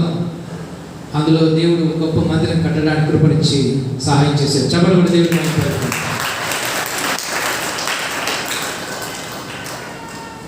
విశ్వాసులు ఎలాంటి వాళ్ళు చెప్తాను చూడండి. అయిన తర్వాత ఎవరో ఒకరు నాకు భోజనం పెట్టాలి. నేను నాతో పాటు ఒక సేవకుడు ఉండేవాడు. అయిపోయిన తర్వాత నేను నా ఎదురుగా నిలబడి, ఏమా ఆంటీ ఈరోజు మీ ఇంట్లో భోజనం చేశారని పక్కన అడుగుతాడు. లేదమ్మా మాకు ఎవరు చెప్పలేదు, మేము భోజనం చేయాలి, మేము భోజనము సేవకు సిద్ధం చేయలేదు అంటే నేను ఎక్కడ తినాలి ఇప్పుడు? అంత సిగ్గు లేకుండా సేవ చేసి వచ్చాను నేను. సరే అని చెప్పేసి నేను బ్యాగ్ చదువుకొని, సరే ఆంటీ అంకుల్ ప్రైజ్ లార్డ్ వెళ్ళొస్తామంటే ఎవరో ఒక తల్లి వస్తారు చివర. అన్న మీరు ఏమనుకోకపోతే మా ఇంట్లో ఏం చేయలేదు, ఉన్నదే ఏదో ఒకటి భోజనం చేయడానికి వెళ్తే భోజనం పెట్టేవాడు. చిరిగిపోయిన నోట్లకి స్టిక్కర్లు వేసి నాకు వచ్చే కానుకలో సగం అవే ఉండేవి. చూసారా? దేవుడు నన్ను పరీక్షిస్తూ వస్తున్నాడు సేవలు. ఇంకా కష్టాలు తీరాయా అనుకుంటే ఏం జరగలేదు. నేను ఒకటే ధైర్యం, యోసేపులకు 30 ఏళ్ళు పట్టింది, యాకోబుకు 20 ఏళ్ళు పట్టింది. ఇంకా దేవుడు ఎన్ని సంవత్సరాలు పరీక్షిస్తాడు? పరీక్షించని ప్రభు తట్టుకునే శక్తిని నాకు ఇవన్నీ ప్రార్థన చేస్తూ ఉంటాను. హల్లెలూయా, హల్లెలూయా. దేవుడు అంటాడు, రే బాబు తగిన సమయాన నేను నిన్ను హెచ్చిస్తాను, అయితే నువ్వు నా బలిష్టమైన చేతుల క్రింద దీన మనస్కుడవై ఉండు. నాకు కూడా శరీరం ఉంది, తొందర కొన్నిసార్లు ఏంటి నా సేవా జీవితం, ఉండటానికి స్థలం లేదు, సంఘం లేదు, చర్చి లేదు. ఒకరోజు ఉదయం లేచి బ్రష్ చేసుకొని చిన్న ప్రార్థన చేసుకుని మంచిగా తాగుదామంటే ఆ లోపల నా చిన్న కుమారుడు లేచి కూర్చొని ఇంతేనా అన్నాడు. నాకు అర్థం కాలేదు. ఇంతేనా అంటే ఏంటిరా అన్నాడు. సంఘం లేదు, స్థలం లేదు, మందిరం లేదు, మనకి ఏమీ లేదు, ఇంకెప్పుడు అన్నాడు. మనకి 7 ఏళ్ళు ఏం చెప్పాలి? సరేనా, దేవుడు ఇస్తాడు, తొందరపడద్దు, ప్రార్థన చేయన్నాను. మేము ప్రార్థన చేస్తూనే ఉన్నాం. ఎప్పుడు కడతామో చెప్పు మనం సంఘం అంటాడు. చర్చ్ ఎప్పుడు కడతామో చెప్పు అంటాడు. మీరే చెప్పాలి, విశ్వాసం ఏం కాదు. ఇంకెందుకు ఇలాగే బాగుంది కదా అనుకుంటున్నాను. సారెపతి విధవరాలు దేవుడు సమృద్ధిని ఇచ్చిన తర్వాత ఏమనుకుంటుంది, ఒకవేళ మనసులో వర్షం పడకపోతే బాగుంది. ఎందుకంటే తొట్టిలో పిండి అయిపోలేదు, గుడిలో నూనె అయిపోలేదు. వర్షం పడిందంటే మళ్ళీ పనికి వెళ్ళాలి, మళ్ళీ కూలికి వెళ్ళాలి, మళ్ళీ పంటలు పండించాలి, ఇవన్నీ కష్టాలు ప్రభు వద్దు అని అనుకుని ఉండవచ్చు. మనం న్యూట్రల్గా ఉంటున్నట్లయితే దేవుని ఆశీర్వాదాలు ఆగిపోతాయి. ఎప్పుడు కూడా ప్రేరేపించబడుతూ ఉండాలి, రేపబడాలి. దేవుని పని కొరకు, పరిచర్య కొరకు మోకాటి ప్రార్థన, ఉపవాస ప్రార్థన, సంఘ ప్రార్థన, వ్యక్తిగత ప్రార్థన, కుటుంబ ప్రార్థన, విజ్ఞాపన ప్రార్థన ద్వారా మనము దేవుని యొక్క సన్నిధి చేత నింపబడాలి. దేవుడు కోరుకుంటున్నాడు. అక్కడ ఉన్న వాళ్ళు పెళ్లి పరిచారకులు ఏం చేశారు, అంచుల మట్టుకు నింపారు. నీ హృదయం అనే కొండను నీవు దేవుని వాక్యం అనే నీళ్లతో అంచుల మట్టుకు నింపితే అది దేవుని సమయం. అది నింపకుండా దేవుడు చెప్పినట్లు చేయకుండా అద్భుతం చేయి ప్రభు అంటే ఖాళీ కుండతో ఏ అద్భుతం చేయడు. ఖాళీ కుండలకు దేవుడు అద్భుతాలు చేయడు గాక చేయడు. కుండ అంటే ఎవరు? మనమే. మనం నింపబడాలి. ప్రతి దినము ఉపవాస ప్రార్థన, మోకాటి ప్రార్థన, విజ్ఞాపన ప్రార్థన, ఇంటి కొరకు, దేవుని సంఘం కొరకు, దేవుని ప్రజల కొరకు, దైవ సేవకుల కొరకు, ఈ పట్టణం కొరకు, మారు మనసు మందని ప్రజల కొరకు, పాపుల కొరకు, దుర్మార్గుల కొరకు, హేయుల కొరకు, విగ్రహారాధికుల కొరకు అనుదినములు నీవు ప్రార్థన చేయాలి. ఇప్పుడు బాగుంది అనుకుంటున్నావా? తెలీదు. ఎప్పుడైపోతుందో ద్రాక్షరసం ఉన్నట్టుగా ఉండి మధ్యరాత్రి అయిపోయినట్టుగా అయిపోతుంది నీ జీవితం. ఇప్పుడు ఉద్యోగం ఉండవచ్చు, సంపాదన ఉండవచ్చు, సంపాదించే వాళ్ళు ఇంటి నిండా ఉండవచ్చు, అంత వ్యాపారాలన్నీ కూడా లావాదేవీలు లాభసాటిగా ఉండవచ్చు, వేసిన పంటలన్నీ కూడా చేతికి వస్తూ ఉండవచ్చు, నీ పిల్లలు నీకు లోపడుతూ ఉండవచ్చు, నీవు చెప్పినట్టుగా వాళ్ళు చేస్తూ ఉండవచ్చు. బాగున్నాను అనుకుంటున్నావేమో, అయిపోయే సమయం వస్తుంది. వాక్యం వింటున్న ప్రియ దేవుని సంఘం, దేవుని బిడ్డలారా, this is the time to repent about our past life. దేవుడి విరుద్ధంగా నడిచిన ప్రతి జీవితాన్ని ఇప్పుడు లెక్కలోకి తీసుకుని పశ్చాత్తాపడాలి. ప్రభువా, నేను ఎక్కడ తొందరపడ్డాను, లోకమును చూసి నేను పరుగులు ఎత్తుతూ వచ్చాను, అలా ఉండాలి, ఇలా ఉండాలి, ఇలా చేయాలి, అలా చేయాలి. మా తమ్ముడు ఒకరోజు ఇంటికి వచ్చాడు. వచ్చి ఫోన్లు చాలా బాధపడ్డాడు. ఏదన్నయ్య అంత చిన్న ఇంట్లో ఉన్నావు, నాకు చాలా బాధ అనిపించింది. నాకేం బాధ అనిపించలేదు, నాకు సంతోషం ఉంది. మాది ఇప్పుడు ఉన్న ఇల్లు 1 వే ట్రాఫిక్. ఎవరైనా ఇంటికి వస్తామంటే నేను ఆలోచించాను, కొంచెం ఎక్కువ మంది వస్తున్నారంటే మొదట మా అత్తమ్మ ఎస్కేప్ అవుతుంది ఏదో ఒక రూమ్లోకి, ఎందుకంటే కూర్చోవడానికి స్థలం ఉండదు. ఎందుకు బాధపడుతున్నావు అని అడిగాను. ఇల్లు చాలా ఇరుకైపోయింది కదా, ఎట్లా ఉంటున్నావు అన్నాడు. ఏముంది, ఒక ముద్ద తింటాం, ఇంట్లో రూమ్లో వాళ్ళు పడుకుంటాం, అంతే. దేవుడు కృప కలిగిన వాడు. హల్లెలూయా, హల్లెలూయా, హల్లెలూయా. నా ఆలోచన అంతా కూడా పరిచర్య గొప్పగా జరగాలి. నేను అక్కడ ఎక్కువ డబ్బులు పెడితే పరిచర్య ఎక్కడైనా ఆగిపోతుందో, ఇబ్బంది అవుతుందో అని చెప్పేసి నాకు దేవుడిచ్చే దానిలో చాలా తక్కువలో మా అవసరతలు ఏవైనా కూడా దేవుడు చెప్తూ ఉంటాను. ప్రభువా, నా బిడ్డల చదువులు ఇవి, సంఘంలో ఉన్న బిడ్డల చదువులు అవసరతలు ఇవి, పరిచర్య ధర్మం ఇది, నువ్వు నడిపించి సహాయం చేయి. వాక్యం వచ్చిన ప్రియ దేవుని సంఘం, దేవుడు పెట్టాలా. ఇదిగో తగిన సమయాన చివరిగా ఒక్క మాట, 5వ అధ్యాయం రోమీయులకు రాస్తూ అపోస్తలుడైన పౌలు 6వ వచనంలో అంటాడు, క్రీస్తు యేసు యుక్త కాలమున భక్తిహీనుల కొరకు చనిపోయాడు. ఆయన యుక్త కాలమున అంటే అది కూడా తగిన సమయం. ఎప్పుడు యేసుక్రీస్తు రావాలో ఆ సమయంలో వచ్చాడు. ప్రతి పాప కొరకు ప్రాణం పెట్టాడు, శిలువలో రక్తం కార్చాడు, వెల చెల్లించాడు. నాగరిచాల వల్ల మీబంత దున్నపడేది. యుక్త కాలమున భక్తిహీనుల కొరకు చనిపోయాడు. గలతీ పత్రిక 4వ వచనంలో రాయబడింది, కాలం సంపూర్ణమైనప్పుడు దేవుడు తన సొంత కుమారుని పంపాడు. ఇదిగో కాలం సంపూర్ణమైనప్పుడు, కాలం పూర్తిగా ఇక అంచుకు వచ్చినప్పుడు దేవుడు తన కుమారుని పంపాడు. నీ జీవితంలో అద్భుతం జరగాలని ఆశపడుతున్నావా? ఈ దినం దేవుడు నీతో మాట్లాడిన మాటలని జ్ఞాపకం చేస్తున్నాను. నీవు అంచుల మట్టుకు నింపబడిన క్రైస్తవుడిగా ఉండాలి. చాలాసార్లు భక్తి వద్దు, చాలని ఆ ప్రార్థన జీవితం వద్దు.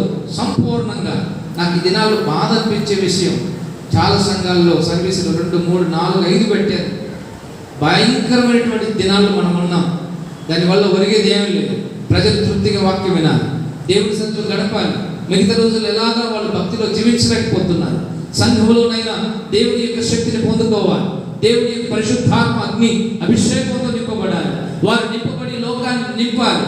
వారు నింపబడి లోకాన్ని నింపాలి. పరిచారకులు దేవుని మాట విన్నారు, కొండల్లో అద్భుతం జరిగింది. విశ్వాసులు దేవుని మాటలు వింటే వెళ్ళే ప్రతి చోట అద్భుతం జరుగుతుంది. దేవుడి వాక్యం దీవించును గాక. ఆమేన్. లేచి నిలబడదాం. ఉన్న స్థలంలో మనమందరం కూడా దేవుని యొక్క పాదాల సన్నిధి వద్దాం. మన జీవితాన్ని ప్రభువుకు అప్పగించుకుందాం. విశ్వాసంతో మనం ప్రభువుకు అప్పగించుకుందాం. విన్నావు కదా, తగిన సమయం ఉంది నా సహోదరి సహోదరుడా, తగిన సమయం దేవుడు నిన్ను దీవించుతా ఉన్నాను. ఇదిగో సారెపత్తు విధవరాలు తగిన సమయం దీవించబడింది.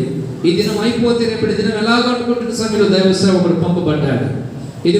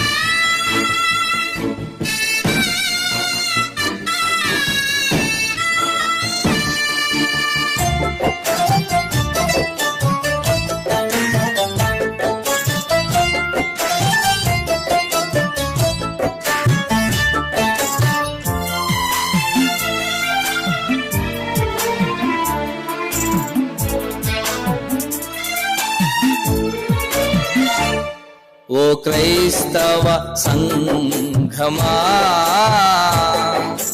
యేసుని చేరుమా. ఓ క్రైస్తవ సంఘమా, యేసుని చేరుమా. మాదిరికరముగా జీవించుమా, యేసును బోలి బ్రతుకుమా. మాదిరికరముగా జీవించుమా, యేసును బోలి బ్రతుకుమా. యేసును బోలి బ్రతుకుమా, నా యేసును బోలి బ్రతుకుమా. ఓ క్రైస్తవ సంఘమా, యేసుని చేరుమా. ఓ క్రైస్తవ సంఘమా, యేసుని చేరుమా.